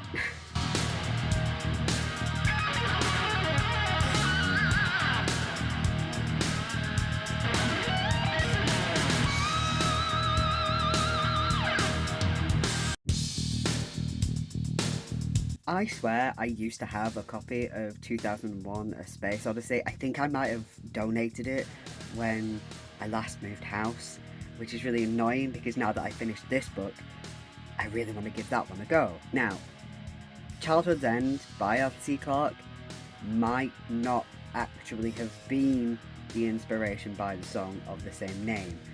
When I was looking this up, it seems to just be a shared name rather than an inspiration. But what is this project if not me just taking liberties and doing too much work? This book has a real feeling of a kind of chronicling of history. Even if it isn't actually formatted that way, it feels like a collection of events creating a history, a retelling of history, rather than being sort of one long narrative. It's a really interesting way of telling a story. It's not super small bits making a whole, but it is somewhat, and I don't mean this in a negative way, somewhat disjointed. And what I wasn't expecting, I thought this was going to be a bit more kind of let's phrase that the other way. I thought this was going to be a bit less stylish in the writing. I thought this was going to be quite formal. I don't know, maybe this is just me thinking of older books sometimes from a particular era being a bit more rigid, perhaps. This is my own brain letting me down, but there's something really stylish about certain sections of this book. This is the day, whispered the radios in 100 tongues. This is the day, said the headlines of 1,000 newspapers. This is the day, thought the cameraman as they checked and rechecked the equipment gathered round the vast empty space upon which Corellan's ship would be descending. and that's the opening to part 2. And there was something about that and certain other parts of the book that really hit the spot of this really stylish flourish. You get it a lot in the way he talks about kind of alien concepts. I don't want to go into details with that because I'm keeping this relatively spoiler free. This isn't exactly a... I mean, I know I've been spoiler free even for classics like, I don't know, Murders in the Rue Morgue or Phantom of the Opera, but this isn't even 2001: A Space Odyssey, where there is more of a chance that you know the story. So there are talks of the alien landscapes, and it's a lot of subtle little things, like the moment where they're talking about a big plume of air. Again, it sounds like I'm being silly talking about that, but there's something really beautiful about little details. I love it so much. But at the same time, that lends itself to the darkest aspects of this book, making the final scenes some of the most harrowing things I've read in quite a long time. I mean, it is somewhat on par with When the Wind Blows, but there's something so much more isolating and lonely about it. It was incredible because it just... I felt it like a breath coming out of me. I felt like I'd been winded. And I think the better comparison, rather than When the Wind Blows, because even though it's a kind of large scale sort of disastrous moment, but not even really comparable in that kind of way, I personally felt the same way at the end of Kazuo Ishiguro's Never Let Me Go as I did with this, which is both a positive and a negative. It means you've done your job. This is an incredible piece of writing, but at the same time, good lord, I don't think I'm ever going to be okay again. But it does mean that I now have to get myself a copy of 2001: A Space Odyssey, because I actually need to check this out this time, because if that is written anything like this, because obviously I've seen the film, but I never actually went back and read the book. It's the reason I bought that book when I did, because I recently watched the film for the first time, being confused, but generally fell in love with it, and then never read the book. Because I still haven't got to the point where I was improving with reading my own books yet. And yes, I know doing a project like this, I've only read a couple of books that I actually own, but on the whole, I'm getting better at reading the books that I buy. You should see me next year, I'm going to do a whole thing about it.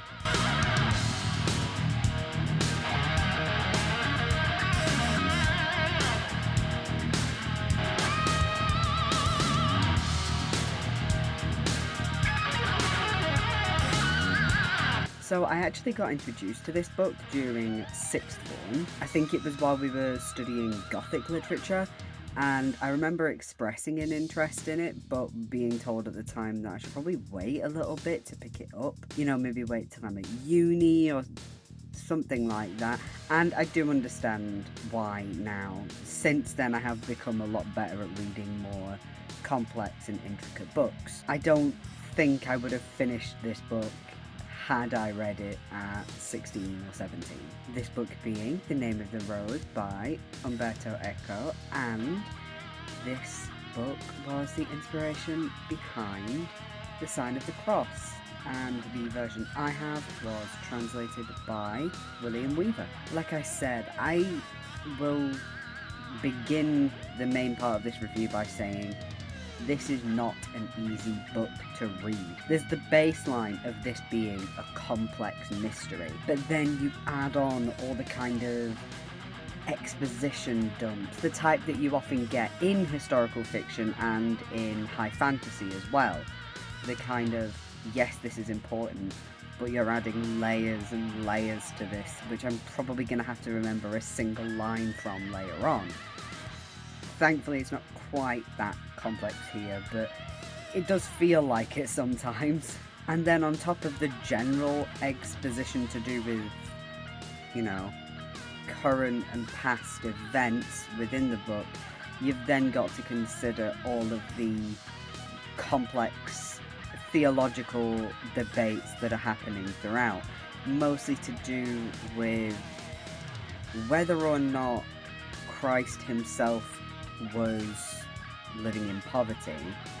I believe the debate is if he was or wasn't, is because you need to know, as a monk or cleric or anything of the kind, you need to know how you then should be living your life, of course. And then the other is to do with whether laughter and good humour and that kind of thing is proper, especially within somewhere like an abbey, and whether it is proper to use humorous texts as an aid of teaching. You should be more stoic or something like that. It's more complex than that, but those are the two main frequent debates, and the humour having a little to do with Aristotle as well. It is enough to make your head spin at times, but I think a lot of it is down to, this is a book that you need to take your time with, have it sink in. Now, I did read this relatively quickly, but I think I read this in 2 weeks ish, which is quite quick, but that's because that's a skill I have picked up from university. I read Moby Dick in 2 weeks, and the only book that's ever taken me a long time to read that I had to read through study was Infinite Jest, and that's about 1,000 to 1,200 pages, somewhere in that remit, if you include all the footnotes and that. It's a long book and a complex and in-depth book that's tricky to read. It took me about a month, and probably would have taken me about a week or two. Actually, I think it took me 2 months. It might have only taken me one, had I not taken as many breaks as I had. I often spent days going, I could just read more tomorrow, because I was just struggling with it. But like I said, this is a book to take your time with, and whatever that means for you. For me, I read most books in about a week, but with this one, I read it in 2. And that's my standard, hence the reason that when I'm putting out regular book reviews, you're getting a book review a week, because that's usually just how long it takes me to read a book if I really want to delve into it. Some books I can do in a couple of days and still enjoy them, but as complex as this book is, it is fascinating, and it's witty and deeply petty, and I think that's so much fun. For example, I didn't realise that eyeglasses isn't the type of thing that I have to take off, because otherwise everything just gets reflected back at you. I didn't realise they were being produced so early, this book being set in the 14th century, the 1300s. I thought they were at least a couple of centuries later. I'm thinking like maybe Elizabethan, which sounded right to me. It's, I know that watches were being made in that time, and for some reason watches and eyeglasses seem to be the sort of things that would be being made at the same kind of time. I don't know, but I thought that was really fascinating, and talking about how they clearly knew at the time, because I can't remember the word for the person that works with the glass, but he's not just called a glass blower, he has like a proper job title, and he's fascinated by the idea of these lenses, but he is able to replicate it. So it's new enough that it's still very fascinating, but it's had enough time that somebody who's not seen a huge amount of them is able to replicate it. And the slow toil of the mystery coming together piece by piece is both satisfying and infuriating at times. There are points throughout where you, and I think this happens a lot with many mystery and crime novels and all that kind of thing, where you get that close and then realise there's way too much. You think, oh yeah, we're here, this is what's going on, and then you realise there's way too much of the book left for that to be true. You know, if you're reading an audiobook and there's more than like an hour left, or you've got more than, say, 100 to 200 pages left, you know that's not how it's ending. And I just, and I love that, getting that little bit closer every time, and it's just slow, you're getting drip-fed stuff, and it works so well. But something that baffles me with this book is how it only takes place over 7 days. Now, I think it makes sense, given the kind of labyrinthine sort of nature of much of the setting of the book, the darker elements of this book, not talking about the crime itself, like the spookier elements of this book, I would say, take place within a labyrinth. And, you know, if you're in a place like that, you do kind of lose track of time a bit. If you've ever been to an IKEA, you know what I mean. But it only takes 7 days, and that's insane to me, because every time we get to the next day marker, because each day is broken up into the different, I think they're the prayer times, and then at the end of that you get like first day, second day, third day, fourth day, whatever. And whenever I got to the X day marker, I was always surprised, and I'm like, oh yeah, that was only 24 hours. How was it only 24 hours? So much happened here. And like I said, this book can be kind of funny too, not like belly laugh out loud kind of comedy kind of stuff, but little stuff that just maybe takes you by surprise so you laugh, or it's kind of the pettiness. So like I said, it's the way they debate over doctrine and all that kind of thing. It's just, there's this one particular argument, and it is not quite but kind of the big culmination of the two debates I was talking about earlier about humour within teaching and whether or not Christ was poor. And they're going for each other. They're all screaming and yelling at each other. Bear in mind, this is a bunch of monks and clerics. They're all just yelling at each other. And at one point, one of the monks turns to another and tells him that he's going to rip off his beard and shove it where the sun don't shine. Which really took me by surprise.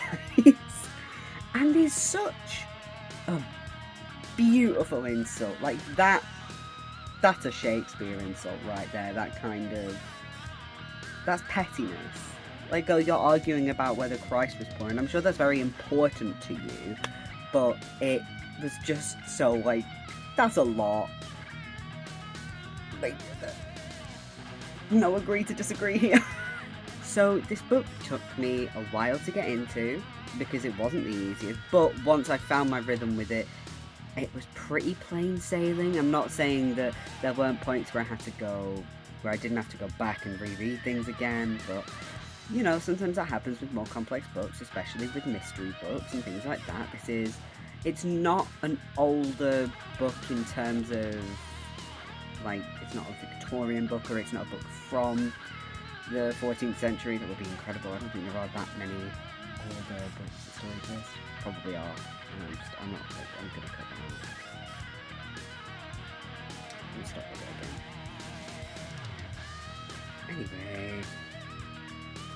So this is a book that took me a little while to get into, but once I found my rhythm with it, it was relatively plain sailing. There were a couple of times where I had to go back and read things over again, and that's not necessarily surprising for a book which is so complex. It's a mystery book at the end of the day, and it is written to sound a little bit older. It's not trying to mimic Middle English or anything like that, and I'm trying to think of, I'm not very good at times here, but I think Middle English would have been accurate for 14th century.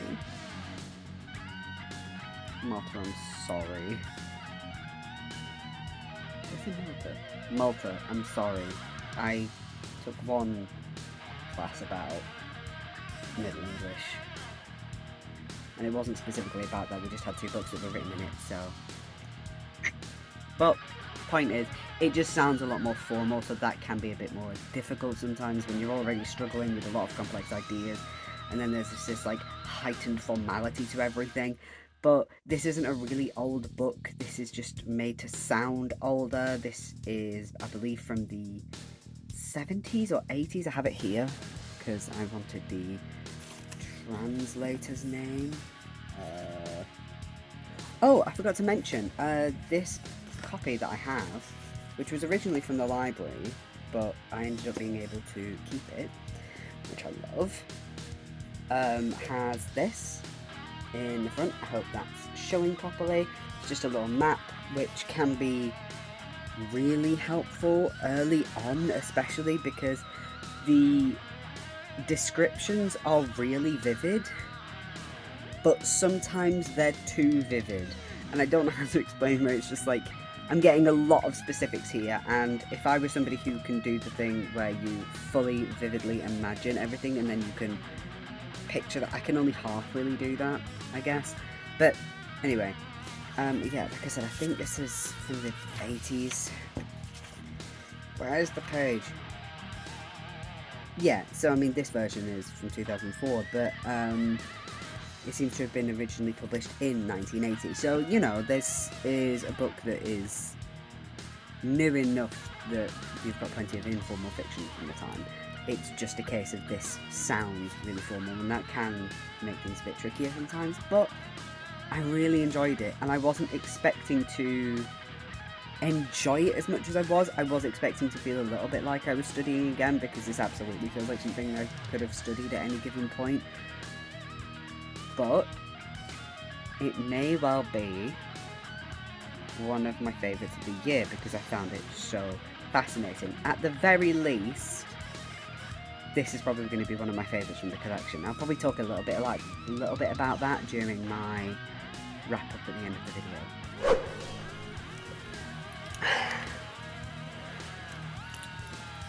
Couple of things I want to address just as we start this bit. First of all, Cat.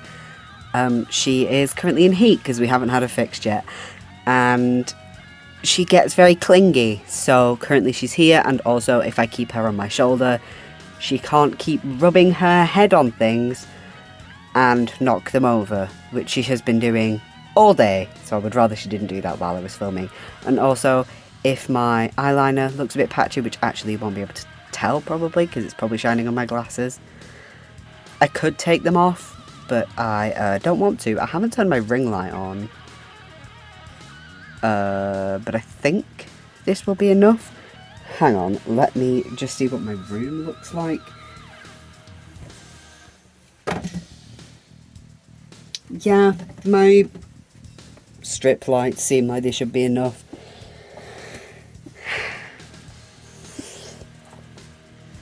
I'm sure this will all be fine.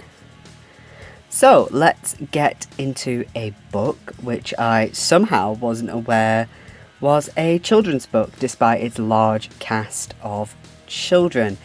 This inspired a song of the same name, that being Lord of the Flies, and the book is by William Golding.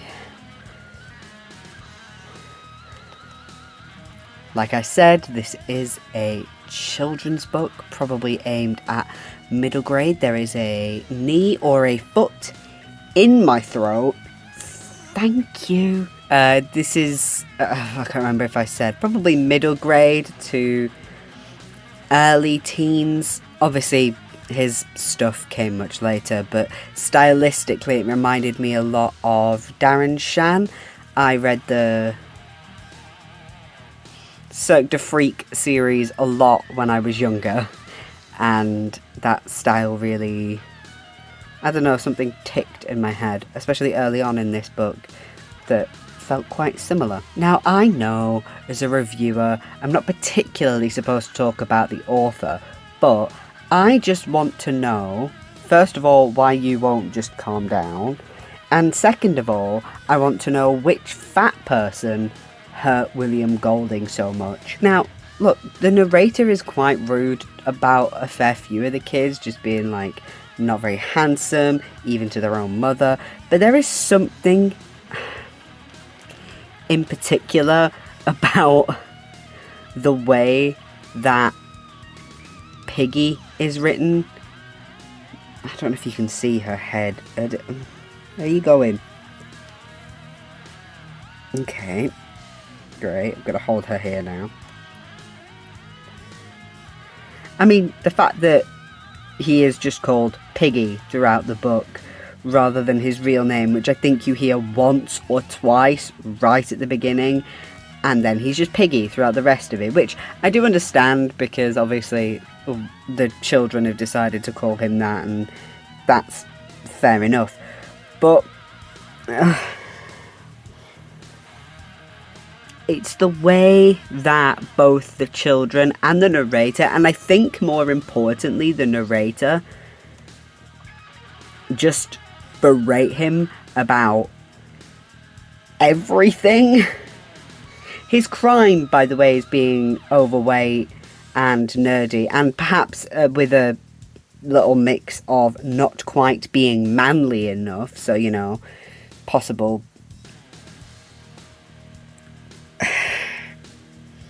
So, you know, there's possibly, you know, oh, he's not masculine enough, and he's more about brains than brawn. So, there's always a little bit of a, is he in there? But I wanted to look after him the entire book. He's just struggling, and it's clear that he wants to fit in, but nobody will let him, despite the fact that his brains are very clearly worth something.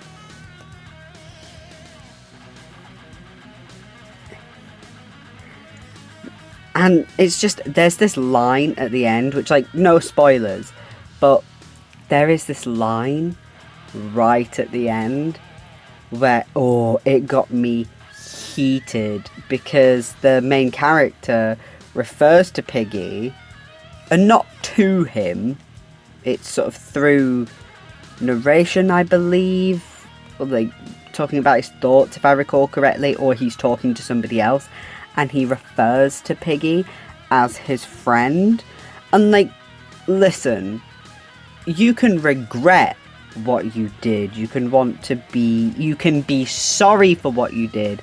You don't get to call him your friend just because you feel bad about what you did, though. Not buying that. Also, look at the fucking state of this.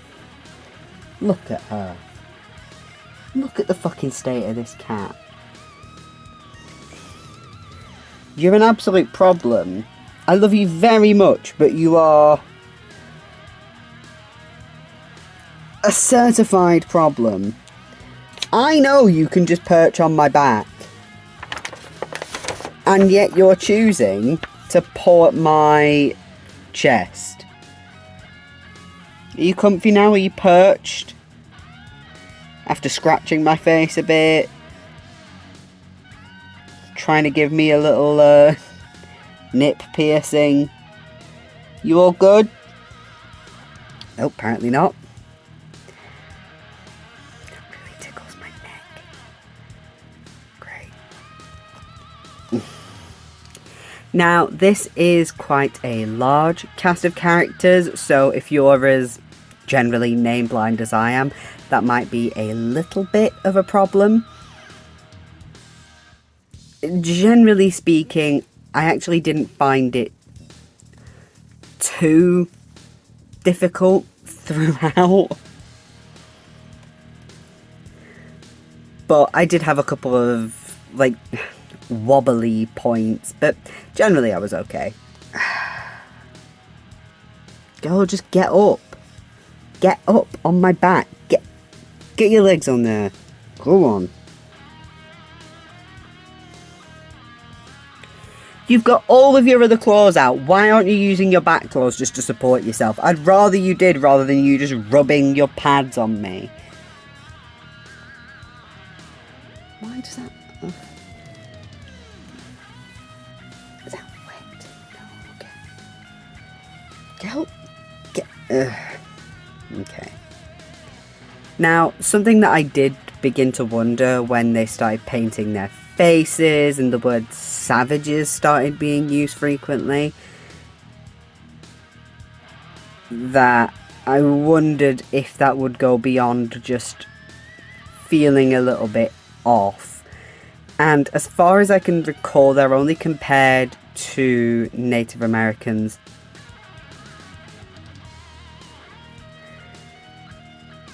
once, and of course they're not called Native Americans, they are called Indians, which I had to look up because I was using an audiobook version of this and it got beeped, so I thought it was going to be something much worse. Obviously that's not good, but for some reason that's not something that I'd assume would get beeped. I thought it would be left in. I thought the N-word had been used for a second, but I managed to find a PDF online, and that is the word that was used. But I'm not the person to go into detail about the ethics of the way these children are spoken about in terms of, you know, being savages. Are you falling off? Where are you going? Right. No, this is fine. I'm not trying to do anything.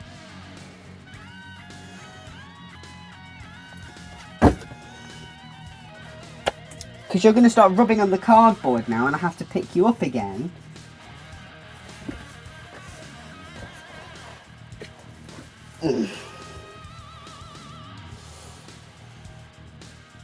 I left the door open so you could leave. But then you came back in. Mia. Right, you going on this shoulder this time? Okay.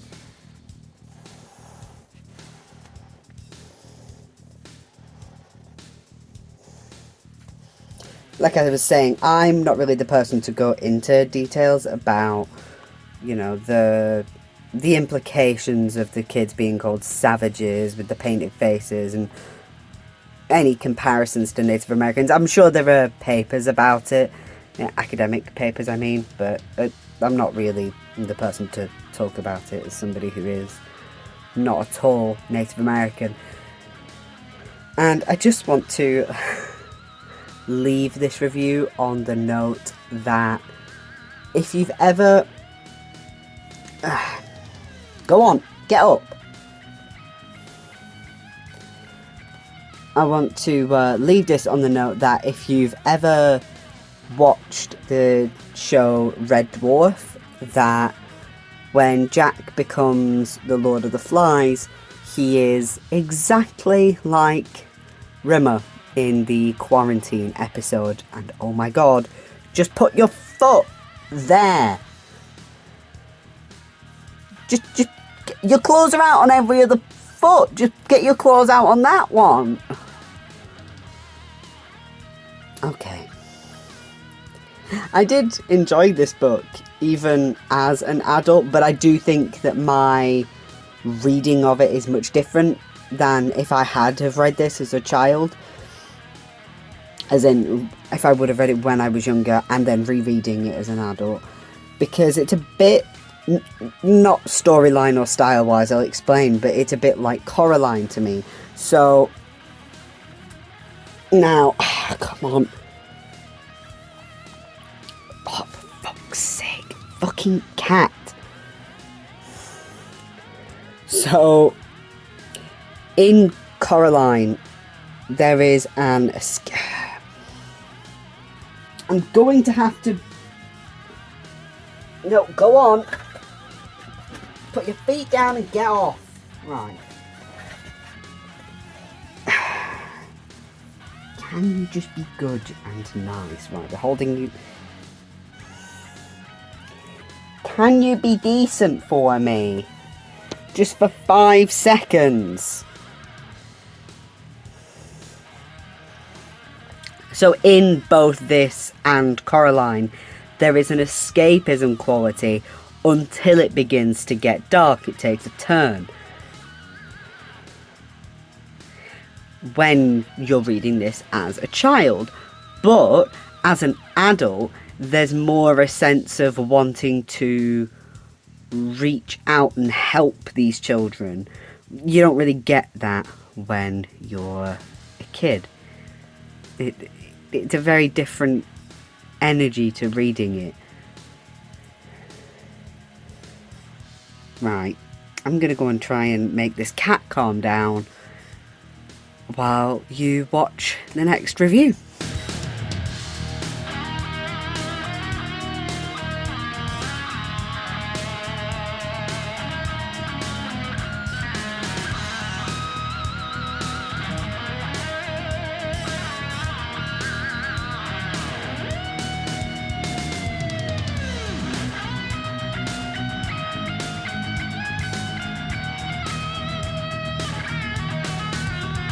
I have mentioned previously on this channel that I haven't read enough classic dystopian fiction, and today we're going to rectify that a little bit by talking about Aldous Huxley's 1933 classic Brave New World.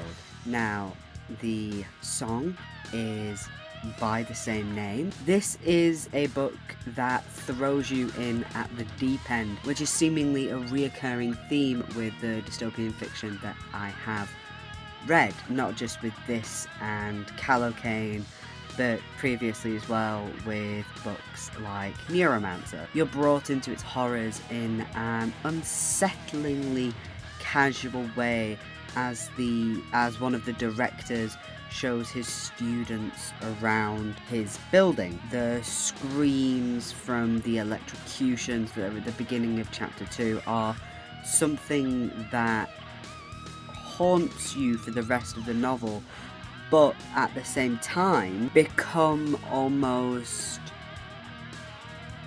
background and forgettable, which is all the more haunting, I feel. They are just something that happens, but not something that is so reoccurring that you're left going, oh yeah, this is still happening, this is still happening. It's something that I looked back on when writing this script and thought, oh god, yeah, that was like really grim, but there's just so much of that kind of thing happening within this world that it becomes background. So during chapter 3, there's a lot of like flitting between the director and his students and Lenina talking about some of the men she's been with, and sometimes you'll get longer passages, sometimes you'll get shorter passages, but it flicks between those two. Something just rubbed my leg. It's a cable, not a cat.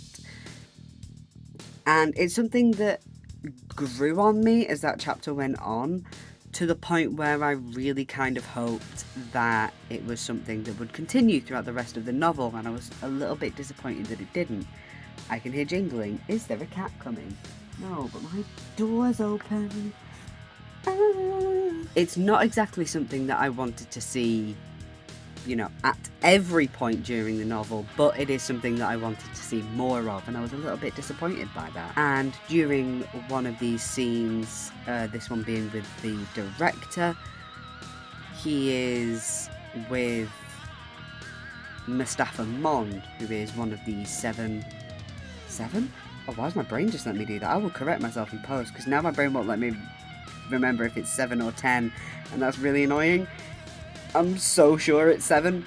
Anyway, I'll correct myself in post if I'm wrong. But,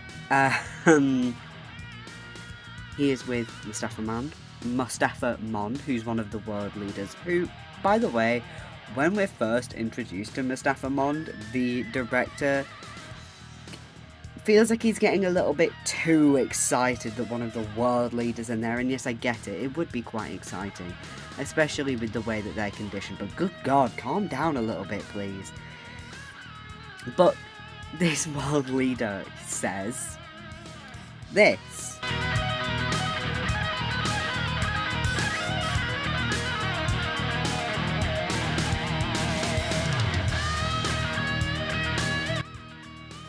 Now, I'm not reading it out because I'm not trying to read chemical bonds like that, but you can see it here. I will linger on it a little more. And I felt bad, but I did laugh, and I can't work out if I'm supposed to have laughed at that or not.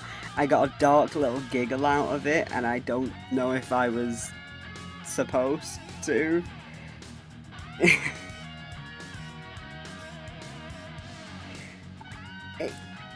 It feels quite gallows humor, which makes sense for the type of book we're reading. Now, despite some of my quarrels with the morals of this book, which I will get onto quite shortly, something that I did feel quite a few times throughout was that feeling that I get with a fair amount of dystopian fiction that is not current, which is, we should have learned, because it's that thing where people talk about, I think I mentioned this during my Callocane review, where I was like, people always talk about the fact that, oh, dystopian fiction predicting the future, usually talking about something like 1984, and it's like, no, it didn't. It was saying, this is the natural conclusion to what's going on right now. And unfortunately we didn't go, oh, this is a warning. We went, fuck it, it's a blueprint. But it's fine. And in particular with Brave New World, it's the way they talk about, it's the way that Huxley talks about consumerism and overconsumption. So there are these, like, mottos that are repeated to the citizens that, you know, it's basically the stuff that they have to remember, the stuff that they're conditioned with. One of them being, ending is better than mending. And that phrase is repeated loads of times in quite a short passage. But it's while things are cutting, so it's just, ending is better than mending. Ending is better than mending. And then it'll cut to something else and it'll come back to that and you'll just hear, ending is better than mending. And nothing can be old. You know, when there's a bunch of kids playing, which is a really weird scene in itself, but it's sort of hard to explain. But one of the parts is where this director talking to his students is like, can you believe that people used to make play with such simple things as just some sticks and a ball? Not anymore. Now we need as much for the kids as possible, because the more items they have, the more that's being consumed. And it's just like, you know, you consider this was written 90 years ago now. This came out in, I believe, 33 or 32. I will, again, correct myself. I think I said it 33 at the beginning, and I'm pretty sure that's right. But it either came out in 32 or 33, which is terrifying, and also a lot earlier than I thought. I thought this was closer to... I thought this was post First World War, post Second World War, not pre, but yeah, the way they talk about consumerism is very much something that could still be written today, and that spooks me. But like I said, there are some things that I struggle to agree with when it comes to this book, you know, and the biggest part of that is the way that romance, marriage, and sex are talked about. So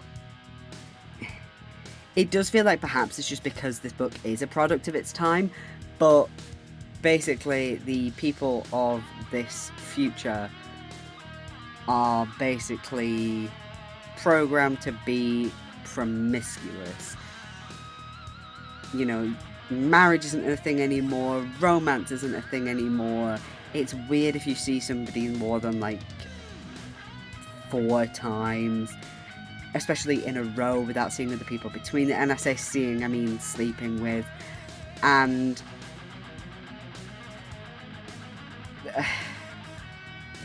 basically there's no, like I said, no marriage, and being promiscuous is like, the more promiscuous you are, the better. And judging by things like the way that the consumerism is spoken about, the idea of promiscuity is also being portrayed as a negative. Now, the thing is, there's two sides to this. On the one hand, I can't agree with the idea that being promiscuous and sex for the sake of it is an inherently bad thing, and that being traditionally sort of the romance is traditional romance and marriage is good, best, ideal. On the other hand, I do agree with the fact that the choice should be there for everything. So, you know, the reason that everybody is promiscuous is because they have been socially conditioned and programmed that way, and that isn't good. For me, it should be, you can have love and romance and all the traditional stuff, and you can have promiscuity if you want, like existing within a society, but that should be anybody's given choice. I'm not sure how much Huxley agrees with that. But, funnily enough, I'm not going to look at this book in the same way that people would have done 90 years ago, or the way that look at society in the same way that Huxley was 90 years ago. While some things persist, plenty of things have changed. There is nearly an entire century between my world and his. But that's the thing with dystopian fiction. It is deeply, deeply subjective. When I read Callacane, I was roundly agreeing with the things that Boyer was talking about and the things that she was denouncing. But there will be those out there who see her dystopia and see it as a utopia. And this was something that I was talking about. So when I was in my final year of doing my bachelor's, I did a fantasy and sci-fi class, and one of the things we spoke about was dystopian fiction, and it's something that we spoke about, is that any given political idea is always going to be seen as the thing to aim for by one person, group of people, etc. But on the other hand, this is the worst thing to ever exist for the other. And some of that can be something so simple, and some of that not so much. But, you know, I'm not going to go into any specifics here, but look at the way politics is in general, the way we're living right now. The fact that everything is so divisive and, you know, that kind of thing. My door's opening. Hello? Are we going to be joined? Where the fuck is she going? There she is. Oh. You want to say hi? Would you like to say hi to the good people? Yeah. Oh. There she is. Big baby. My big baby.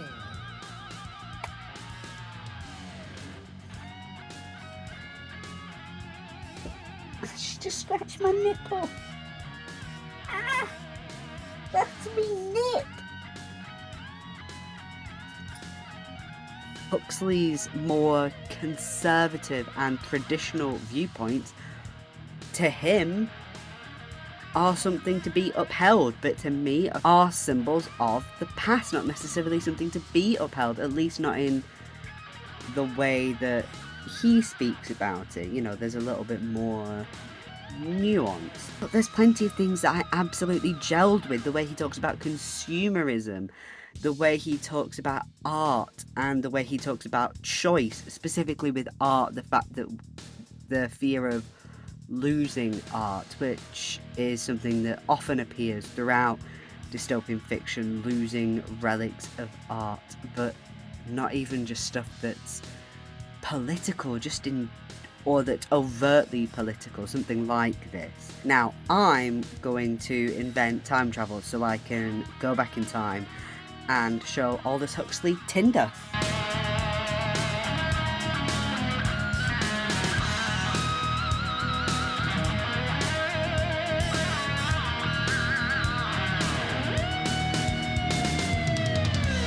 This is one of the books in the collection that I have read before, but we're talking like a decade ago now, so I'm kind of going into this fresh. I mean, obviously not completely, but I've read a fair bit since then. Also, this is the final book I read, final review I'm filming for this project. And no, I didn't intentionally do the first and last next to each other like this. I didn't know going into this. I just had to finish Brave New World early on because I borrowed it on BorrowBox, the library audiobook service, and it was running out. I couldn't renew it. Somebody else had requested it, so I had to read it when I did. And I just wanted to read Frankenstein later on because I knew I was going to enjoy it, so I wonder if you can see how much I've aged this past month. And Frankenstein, or The Modern Prometheus by Mary Shelley, is the inspiration behind New Frontier. Like I was saying much earlier with Dracula, this is one of those pieces of fiction that you can't really go into without having any preconceived notions, just because of the way that the characters, specifically the monster mostly, has sort of become a part of pop culture, mostly because of the Universal Studios depiction of Frankenstein.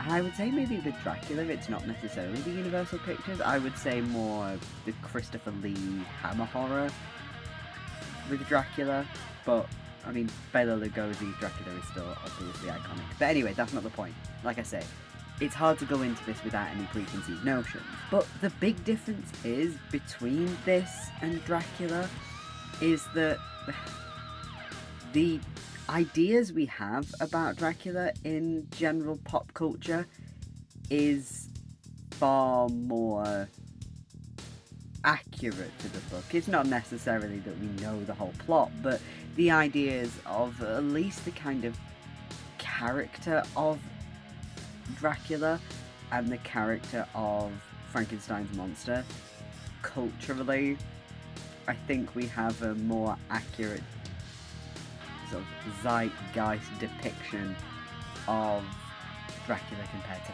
Frankenstein's monster. The creature is kind of mostly a background figure for, I would say, what, like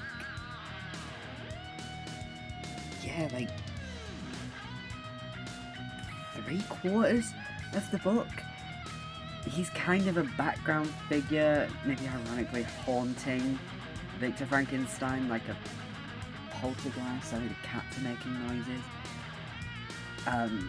What's new? But when he is present, he's not necessarily like you'd expect. Now, visually, that's not too inaccurate. He is this towering figure. I think he's about 7 to 8 feet tall.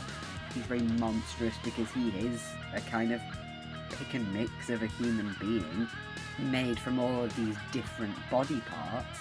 The difference comes in the character himself. In audio form, not in audio form, in our visual forms, in film, he's this kind of zombified figure. He sort of just moans and murmurs and he doesn't really speak. Whereas in the book, he's eloquent beyond belief. He has chapters on chapters worth of speech.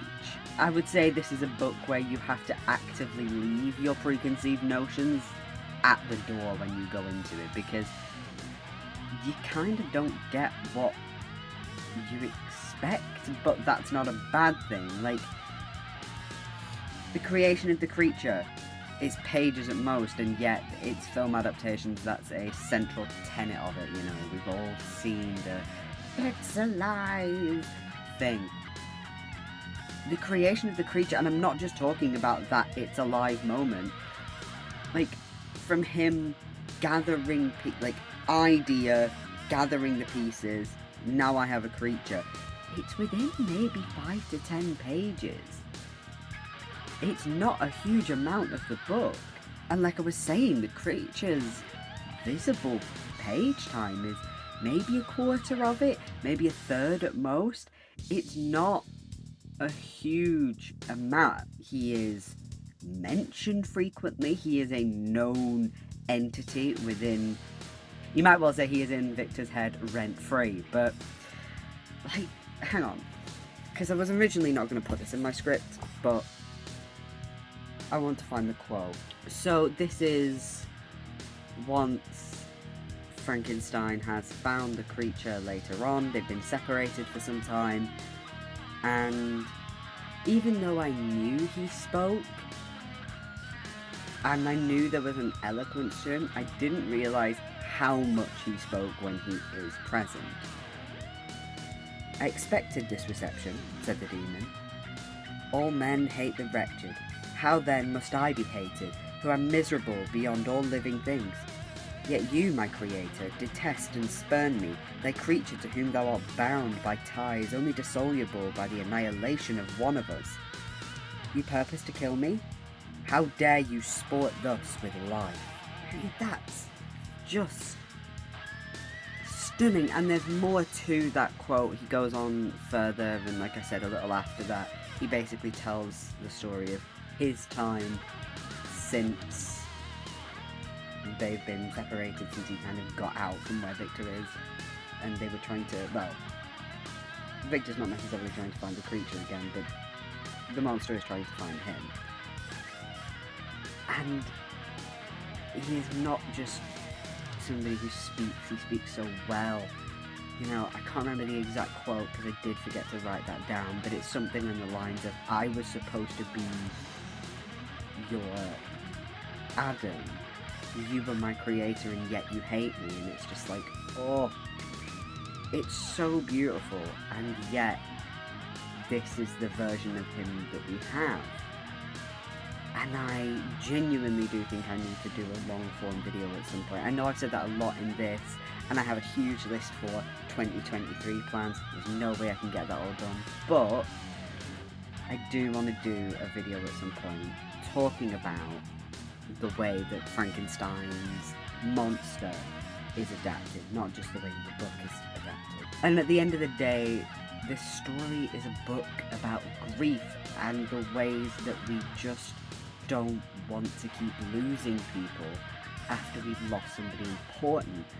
But we have to learn that, as hard as it is, that is the way things have to go. That's a natural cycle.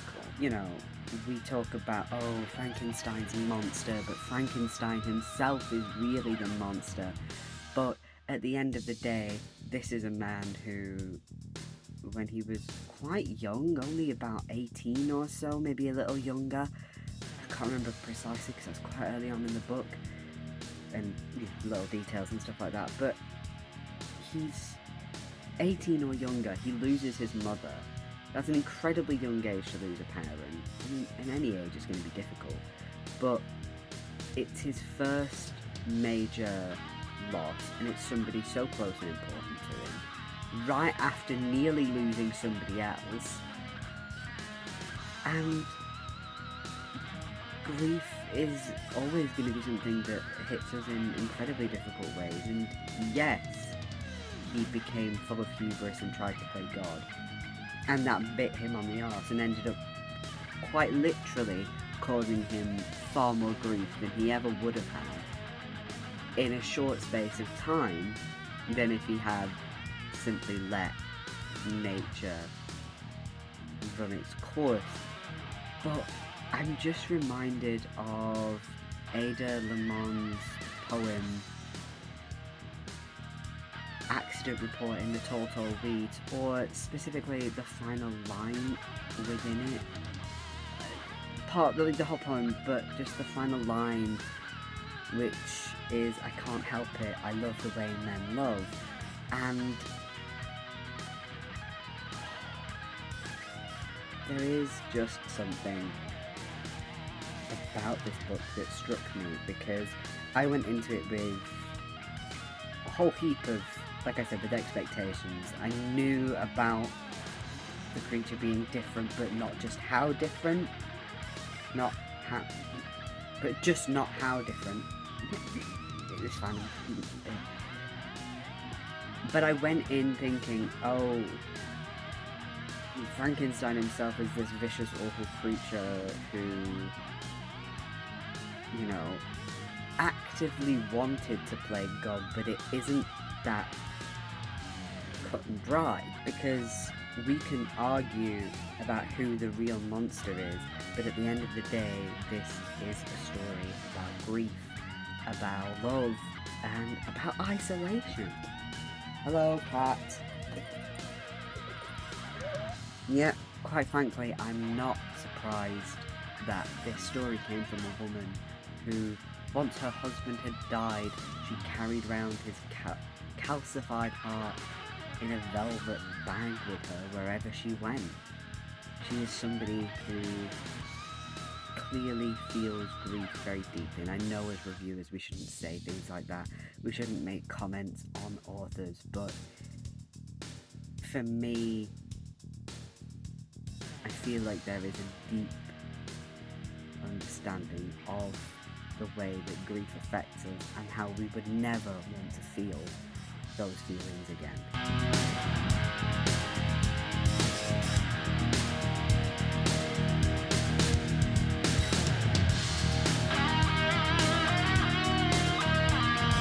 I just want to open this little section up by saying, please forgive me for any pronunciation mistakes. I am doing my best.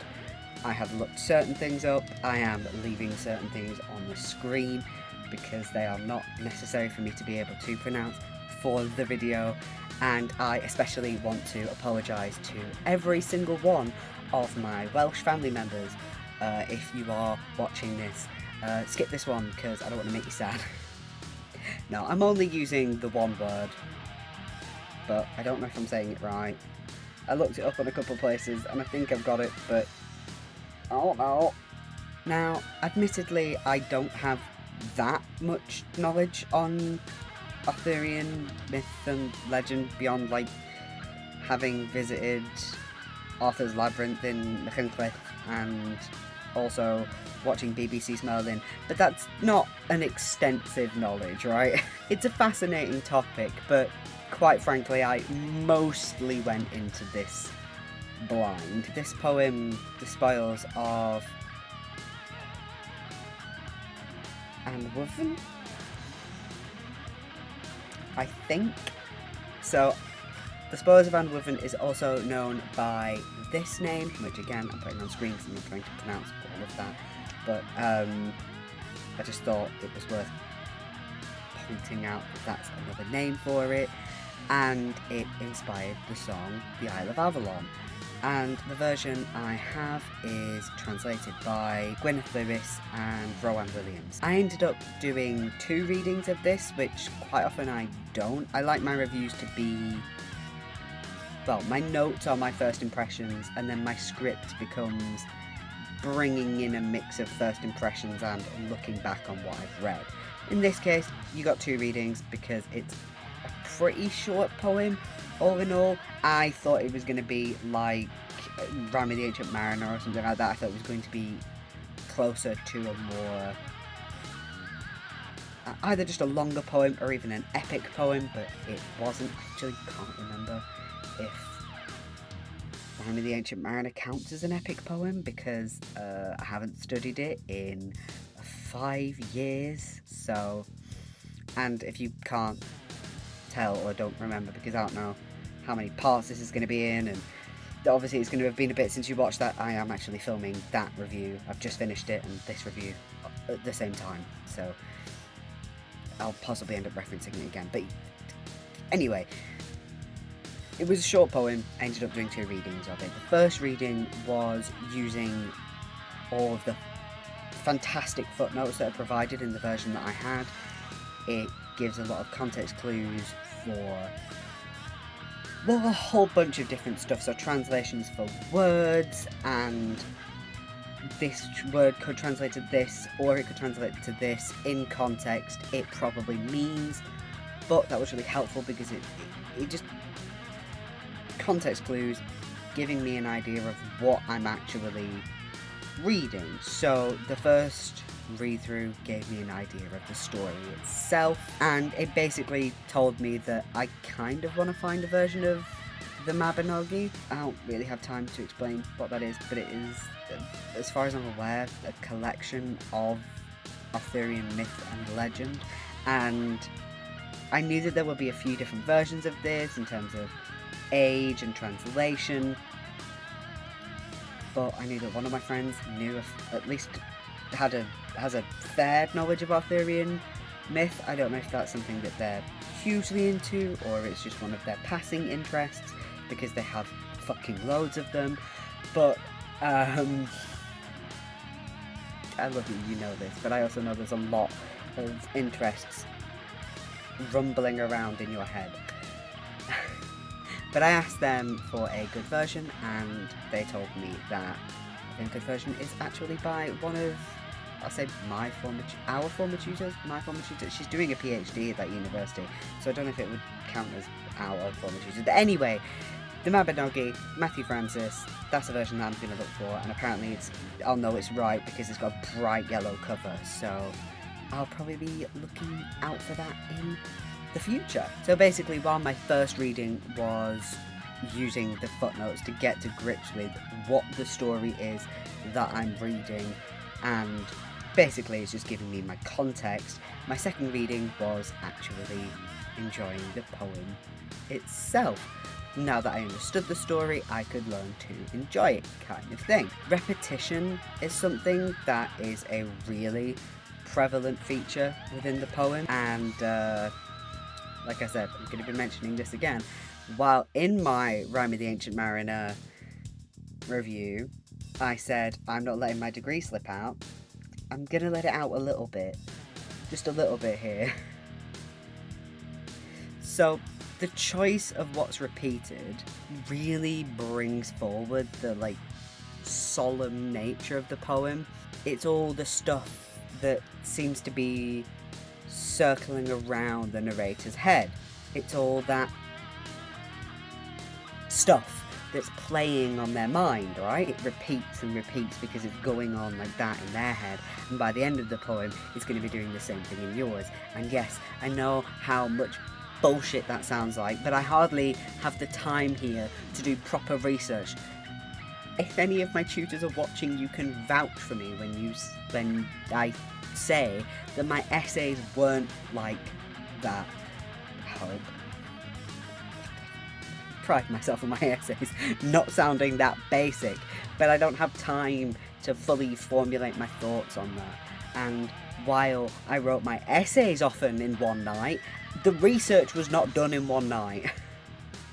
Usually 2 or 3 at least. No, it was ages. I spent from the first week of term right up to when essays were due. I did them all over a really long period of time, and I wrote them and rewrote them and did loads of drafts and research. I still did good. I still put effort into everything. It's just a chronic procrastinator. But my point is, I know that sounded a bit like bullshit, but I don't have time to formulate my thoughts fully. And were I to spend some time on this, I could. Because I'll be honest, this story does feel like the least for general consumption, and I don't want to sound patronising when I say that. If I were reading books purely for pleasure, and were I completely separated from academia, I wouldn't go near this. One, I probably would never have heard of it because I wouldn't have been doing this project. And two, even if I had, it probably would have been something that I read and gone, yep, okay. Don't understand half of this, and I don't care to understand most of it. If it's not a subject that you are interested in, it's probably not going to matter to you. And I know that that could be easily said for a lot of things, but it's not overly complex or anything like that. There's just something about it that I would say the general public is not going to be vying after getting a copy of the Book of Taliesin right now, you know? If Arthurian legend is your jam, then go ahead. Go and find the Book of Taliesin and find the poems in it that... Has my door's been open? No. Go and find the poems within it that actually are pertaining to Arthurian legend, because I don't think all of them are. I didn't read the full book because I'm given context within the book about that poem, and also I'm only reviewing that for the case of this. I will probably not be reading the full book, possibly read some more poems from it in the future if I discover more about that when I read the Mabinogi, but as it stands, probably not planning on reading too much more from it.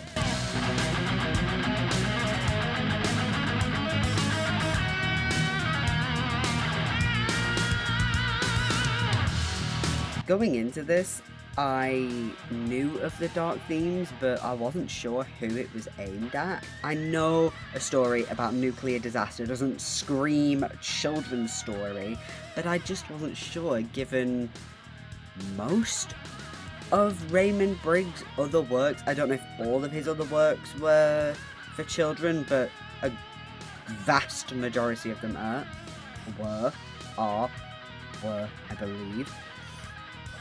And this book inspired the song Where the Wild Wind Blows, and I keep getting the two names mixed up, so if I mention that throughout the rest of the review and put the word wild in there, that's why. And I want to be clear, it's not a children's story, and I also want to be clear that I actually don't know if it was just inspired by this book, or if it was in part also inspired by the animated adaptation, or if it was wholly inspired by one or the other. It's a book that's really hard to read for a whole lot of reasons. Now, obviously, the story about nuclear war and about a mundane couple suffering through that, and just the after effects of the build-up of they have already lived through regular war, and it's hard for them to both calculate the idea of this nuclear war. Like, that is like the base level of unsettling. The major theme there being the threat of nuclear war. That's like the base level of, I feel deeply uncomfortable while reading this. This is a strange mix of feelings, because in many areas these characters have a kind of blind faith, in that kind of, I'm sure we'll be fine because the powers that be say we will be kind of way. But in other areas it's kind of hard to explain. By the letter, they follow instructions to build the shelter they have to stay in, to put all the water out, to sort this, that and the other. But the next morning, despite also these specific instructions, they leave the little shelter they've made. And obviously the reason they shouldn't leave the shelter is because of all the radiation, but they're just like, oh, well, we're already out of it now. It'll be fine, I'm sure, because I can't tell anything's happening. and it all happens so slowly that they continually can't tell anything's happening, so they permanently just have oh well, it'll be fine, we're already out now and nothing's going on, and it's just so harrowing, especially because it does kind of remind me of recent events where it's kind of, oh well, it'll be fine, especially in the earlier stages. I think in the later stages there's a very different feeling going on with the pandemic and everything, because it is still happening and people are still getting COVID, but nothing is going on with it anymore, and that's a very different feeling altogether. But with the early stages of it, pre-lockdown, we all knew COVID was coming,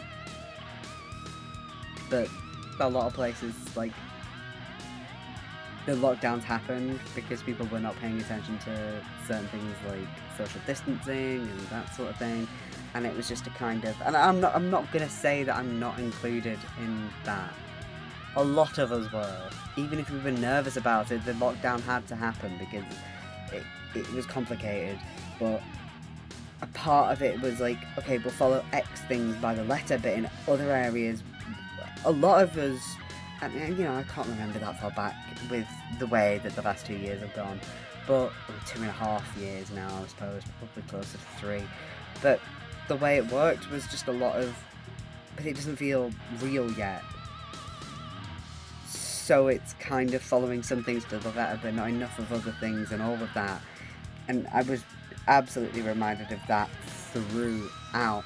And I think that's another reason that I was really hacked off by the constant mention of Blitz spirit. There's a huge amount of, from the characters, rose-tinted glasses about the Second World War.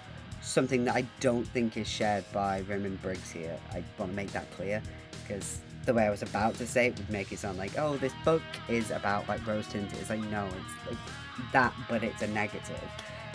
As it is, like, oh yeah, grey, rose tinted spectacles about a war where millions upon millions upon millions of people died.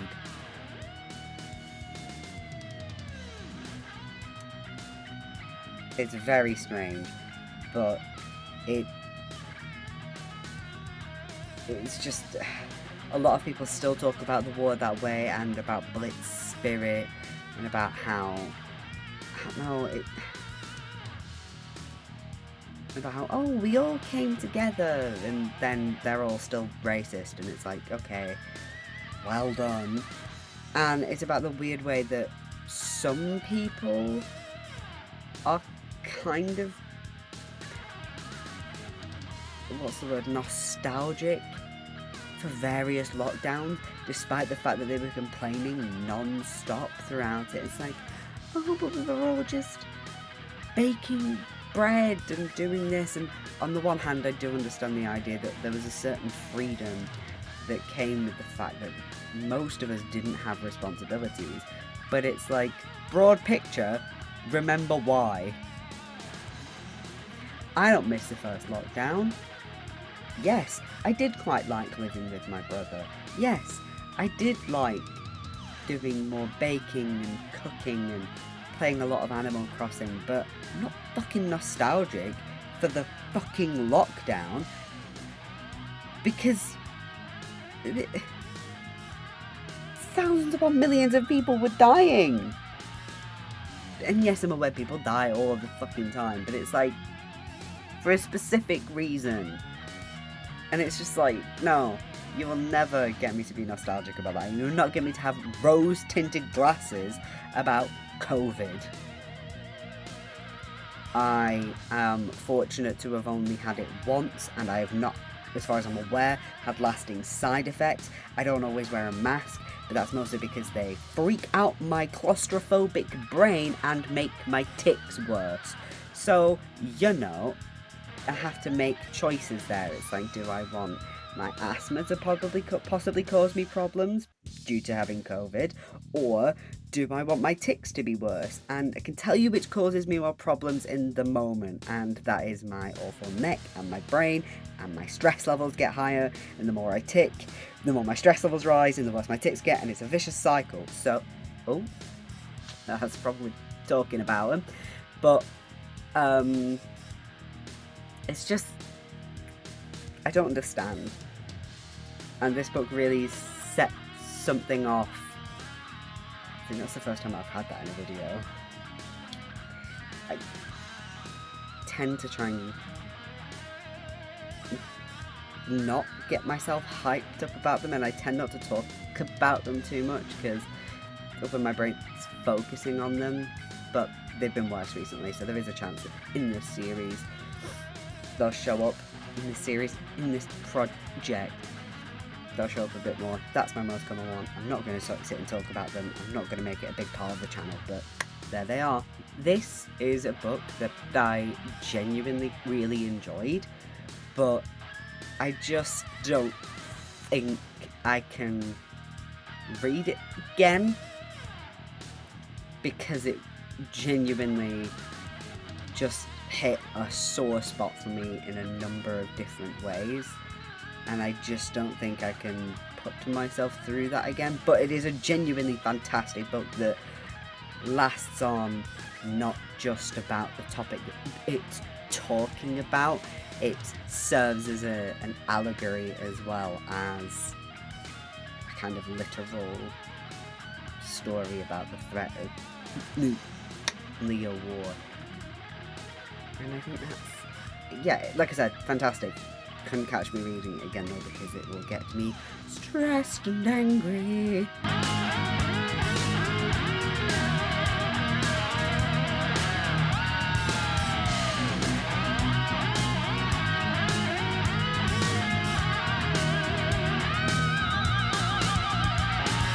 If you look at a synopsis of this book, it does seem like it would be fun in theory, but frankly, theory and practice do not always amount to the same thing. The Red and the Black by Stendhal was seemingly the inspiration by the song of the same name, and the version that I have was translated by C.K. Scott Moncrief. Now, like I said, this seemed like a book that would be interesting. It's one of those that I didn't know of it beforehand. When I started reading, I was like, you know what, I'm gonna look up a synopsis just to see where my path is going, because I have no idea what's going on, just because immediately I felt a little bit lost, which is never a good sign, just because the narration itself is all over the shop, and that is the first thing that you are generally going to be introduced to within a book. I mean, yes, some books start with speech or whatever, but the general first impression of a book beyond the first line is going to be the narration. It's generally third person, but sometimes it's first, which can work. It's a generally third person telling, but actually the narrator is a person, but we don't know this narrator. It's just a kind of, sometimes there's an I, if you will, as if they know this story that they're telling us. And then sometimes it's second person. It's like, don't bring me into this. There's a lot of talking of you as in the reader, and I'm like, no, I'm not a part of this. I wasn't around in 19th century France. No thank you. I'm not a part of this. Like, we get phrases like the hero of our story, or the drawing rooms through which our friends passed. They're not my friends. I didn't ask to be a part of this. And I think it's meant to make for a more immersive experience, but for me it felt like the exact opposite. I felt very aware that I'm reading a book all of a sudden. It's like, these are not my friends, I do not know these people. And then you realise quite early on that this book gets repetitive really quickly. The book is separated into two halves, and not only is each half kind of repetitive on its own kind of merit, just with the same kind of thing happening over and over, because these people don't communicate, but we'll get onto that in a second. But the second half and the first half are kind of mirrors of each other, but not in a way that feels interesting. It just feels like, hey, I've just read this, but now it's a different reason that this relationship is improper. In the first half it's about adultery, and in the second half it's a class issue, and not in an interesting way. Like I said, if people just learned to communicate a little bit more, then this book would have been halved, honestly. And not in that way where it's like I know some people have very mixed feelings about this as a kind of trope where it's a single miscommunication and everybody's working on their own assumptions about that. No, it's just that they don't talk about their feelings at all. There's a lot of, does he love me? I don't think he loves me. Does she love me? I don't think she loves me. And like those sentiments on repeat over and over and over again, and it's like, good lord. Admittedly, the ending was really good. I mean, it was the right sort of culmination of the events that preceded it. From the moment he takes the shot, I will say, from then right to the end, I did enjoy. There were some parts of the end I'm just like, this is still harking on the same stuff from earlier, and I'm still getting some minor repetitions here, but especially the final moment, it feels like both a real high and a real low, and that does work really nicely. And it's not that this book doesn't have its enjoyable moments, its notable moments, it's mostly that it just kind of feels like it's dragging at every single moment, because it just feels like you're constantly going, just get to the point. So yeah, in all good faith, I can't recommend this.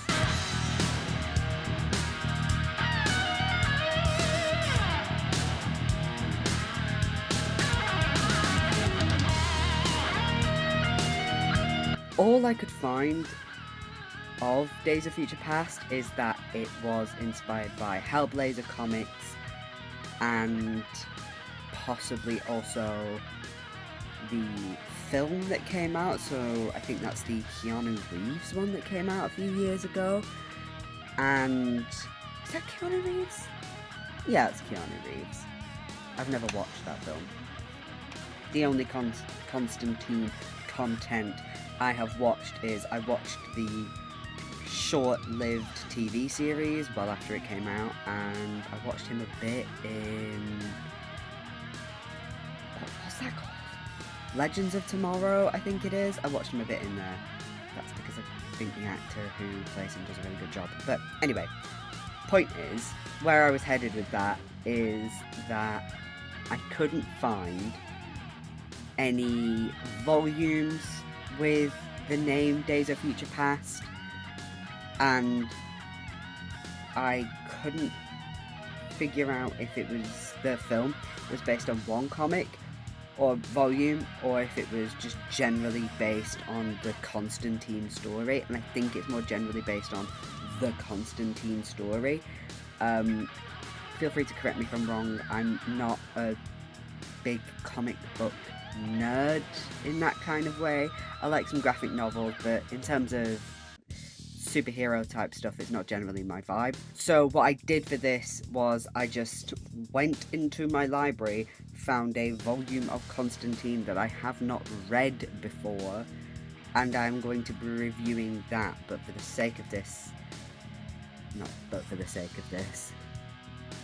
I am absolutely taking liberties here, and I have done in a couple other places, I'm aware of that, but what a way to end, but with me, yeah, taking absolute fucking liberties. I'm sure you'll be fine. So, for the sake of this, I'm reviewing Constantine the Hellblazer, Volume 1, Going Down, in the knowledge that generally the character and his story inspired Days of Future Past. And this is something that took me a while to get into, not helped by lines like this early on. So there's this pair of lines that just, what kind of person are you? Not a superhero. That's for damn sure. But my eyes can't roll hard enough. It's just, it feels like it's trying a bit hard to be cool, and from everything I gather with Constantine is that even though he's a bit of a prick, he has a kind of cool air about him. Not in like a you'd want to be him kind of cool, but the arrogant bastard nature where you're just like, oh, you're a dick, but there is something about you. That just felt very cringe. I don't want to use that word, but yeah, it felt cringe. Because that's exactly what it made me do. I just like, oh, didn't like it. Just, nope. But, like I was saying with, you know, the kind of character that Constantine is, it takes a while for the version of him that not for the version. It takes a while for him to really show up fully, I feel, in this volume. At the very least, like the first chapter or so, maybe a chapter and a half, it takes that long for him to really become the character I'm familiar with. There's just something missing in the first chapter, but if I was if I was buying these comics weekly, which is generally how this sort of thing works, you get them weekly and then later you can get them in a volume. As far as I'm aware, that's how it works. If I was buying them weekly, and it took me halfway through chapter 2 to go, oh, well, the character's sort of showing up now, but can I guarantee that would happen again in chapter 3? Would I want to continue buying that? It's alright for me.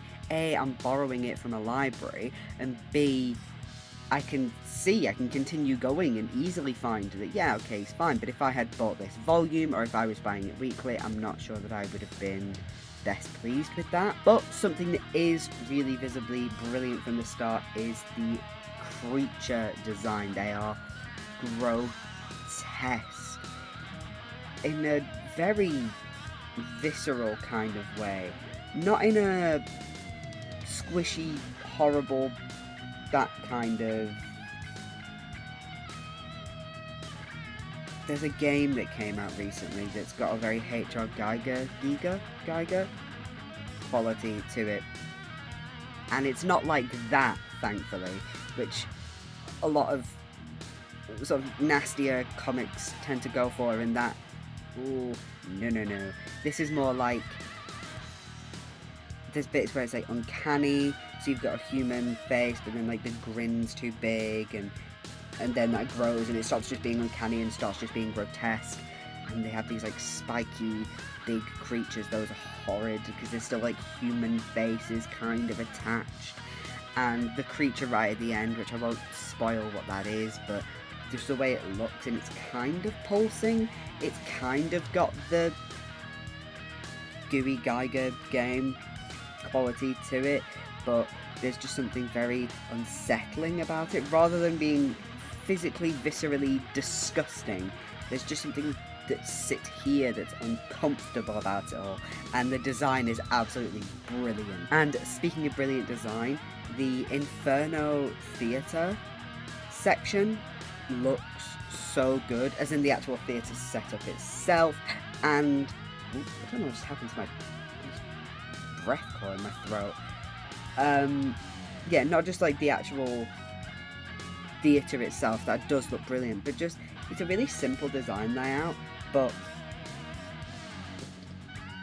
rather than having your comic that way, you turn it like that way, and it, like, you go round like that, as if you're going through the layers, and it's a really simple design choice, but I just think it works really nicely. Sometimes simple design is the best design. It's like how the opening pages for each chapter are actually a part of the book. So generally, from when I've read comic volumes, you have end of chapter, like usually a separating page, which this has, and then you have front page of what probably would have been the original comic, and then you go into the chapter, whereas with this one you have the separating page, which is just like a piece of art. I assume that is the covering page. There isn't like separate bits. And then the first page with like the this is what it is, this is who it's by, it's all part of the action. And it, again, simple design choices, but it worked really effectively. However, one design element that I'm not a huge fan of is the general font.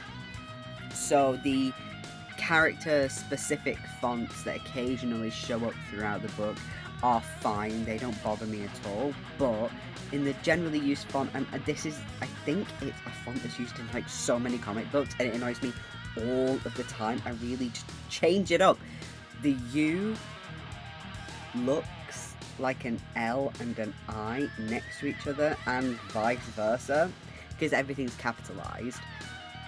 So U's look like L-I, and L-I looks like U, and it just, I don't like it. I don't like it at all, because it really fucks with the reading process. I'm meant to just be having a kind of easy time. That's a big reason that I read graphic novels and comic books, is that they're kind of easy reads, even if the contents themselves, I don't know if that makes sense, isn't necessarily the easiest. You know, like if I'm reading Junji Ito, the actual content is visceral and disgusting, but it's a lot of short sections that it's generally easy to digest from a reading perspective, right? And like, this is a book that improved as it went on, but it's not one that I think I can go back to. It took too long to get to where it needed to, and I think I just have more problems with it than I do positive things to say about it. However, I'm not going to give up on reading Constantine. I think he's wonderful as a character, and I will happily go back to him many times over. While this is my final review, like with the first, this isn't being read in order, so the first review that you saw wasn't the first review I filmed, the last review you're seeing isn't the last review I'm filming, so I will do my little kind of wrap-up, kind of outro later on once I've finished everything, so see you soon. One month and 20 books later, here we are at the end of Iron Maiden's library. Thank you for sticking with me, not only through this monster-sized video, but through my month off that I think you now clearly understand why I had to take off. There was no way I could continue doing one book a week on top of reading 20 other books. I mean, I know that there are some short stories and poems in here as well, but quite frankly, then fine. Maybe I only read 17 actual full books rather than 20 or something like that, but I dread to think the hours I've put in to reading times for this, but well, let's not get into it. And this was a really interesting project, but I am now tired, and maybe one day I'll do something like this again, but it's certainly not going to be in the near future, and it's certainly, I don't think, going to be anything of this scale, or being done in quite the same way. It's something that I would do over a long period of time, and then eventually you will see it. Beyond Dracula, which I can't really go, this is one of my favourites, because it's Dracula, of course it is. Here are my favourites from this collection. So we have The Phantom of the Opera, The Midwich Cuckoos, Dune, Time After Time, The Loneliness of the Long Distance Runner, Childhood's End, The Name of the Rose, and Frankenstein. Most of those, I think, are in contenders for my favourites of the year. I don't think Midwich Cuckoos is, and I can't remember if Time After Time is up there. I say this because I've got a book where I've written it all down, and yeah, I would say that's like up there. I just think Midwich Cuckoos is the only one that I haven't put on there, just because I really enjoyed it. It was great for this collection. Probably not going to be one of my favourites though. And Time After Time is one of those where it's like, I did really enjoy it, but again, is it beating out other things? But you know, And if I could never look at these books again, I would be overjoyed. Murders in the Rue Morgue, because of the end. The Duel, because I have no idea what happened in it, beyond a duel. And The Red and the Black, because it was the driest, dullest, most repetitive book I've ever read in my life. Oh, good lord. I've read some dry shit for study purposes, and I have a possible, maybe not a single video, maybe more like a long-running series I'm planning on doing at some point, where I go back and read the books that I didn't finish or lied about having read when I was at university, and then bullshitted my way through essays for. I'm sorry, our English department, I swear I read everything, but there were a few books, especially like later on, I got good at reading enough to be able to do an exam and an essay if I needed to, but early on, I was like, I have to read everything, but I haven't read everything, and now I'm panicking, but I still got a 2-1 and nearly a first on my North and South essay. But what I'm saying is, I have read some dry stuff, and I have tried to read stuff like this before, which, were I not reading it for a project, I would have gone, I'm not reading more of this, I'll figure something out, and I have Spark Notes. But that university project does seem really interesting to me, because I think there were books that I actually would have enjoyed, but it was later on, it's always later on in the semester, where I've just gone, especially in, like, third year and, like, towards the back end of second, so I'm just like, I can get away with this, though. I just need to see if I can find my reading lists.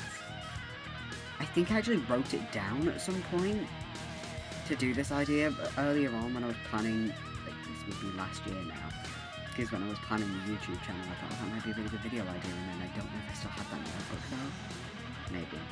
We'll find out. Let me know if you've read anything in this collection, and let me know what you thought. Also, let me know if there are any other bands who have a kind of extensive literary inspiration in their sort of repertoire, in their discography. And maybe I'll do something like this in the future. Like I said, it won't be anytime soon, but maybe at some point. You'll likely only be getting 1 or 2 actual reviews now for the end of the year. You'll be definitely getting 1. It's if I've got time to do a second, and then I'll have 2 kind of wrap-up videos at the end of the year. You'll get 1, which is just here's everything I read in the latter half of the year, and just a quick, these are my favourites, but not really going too much into it like I did earlier in the year for the halfway point. And then I will be doing a deeper dive into my top 10 of 2022. But you're only getting a couple of reviews now because I am kind of exhausted from reading.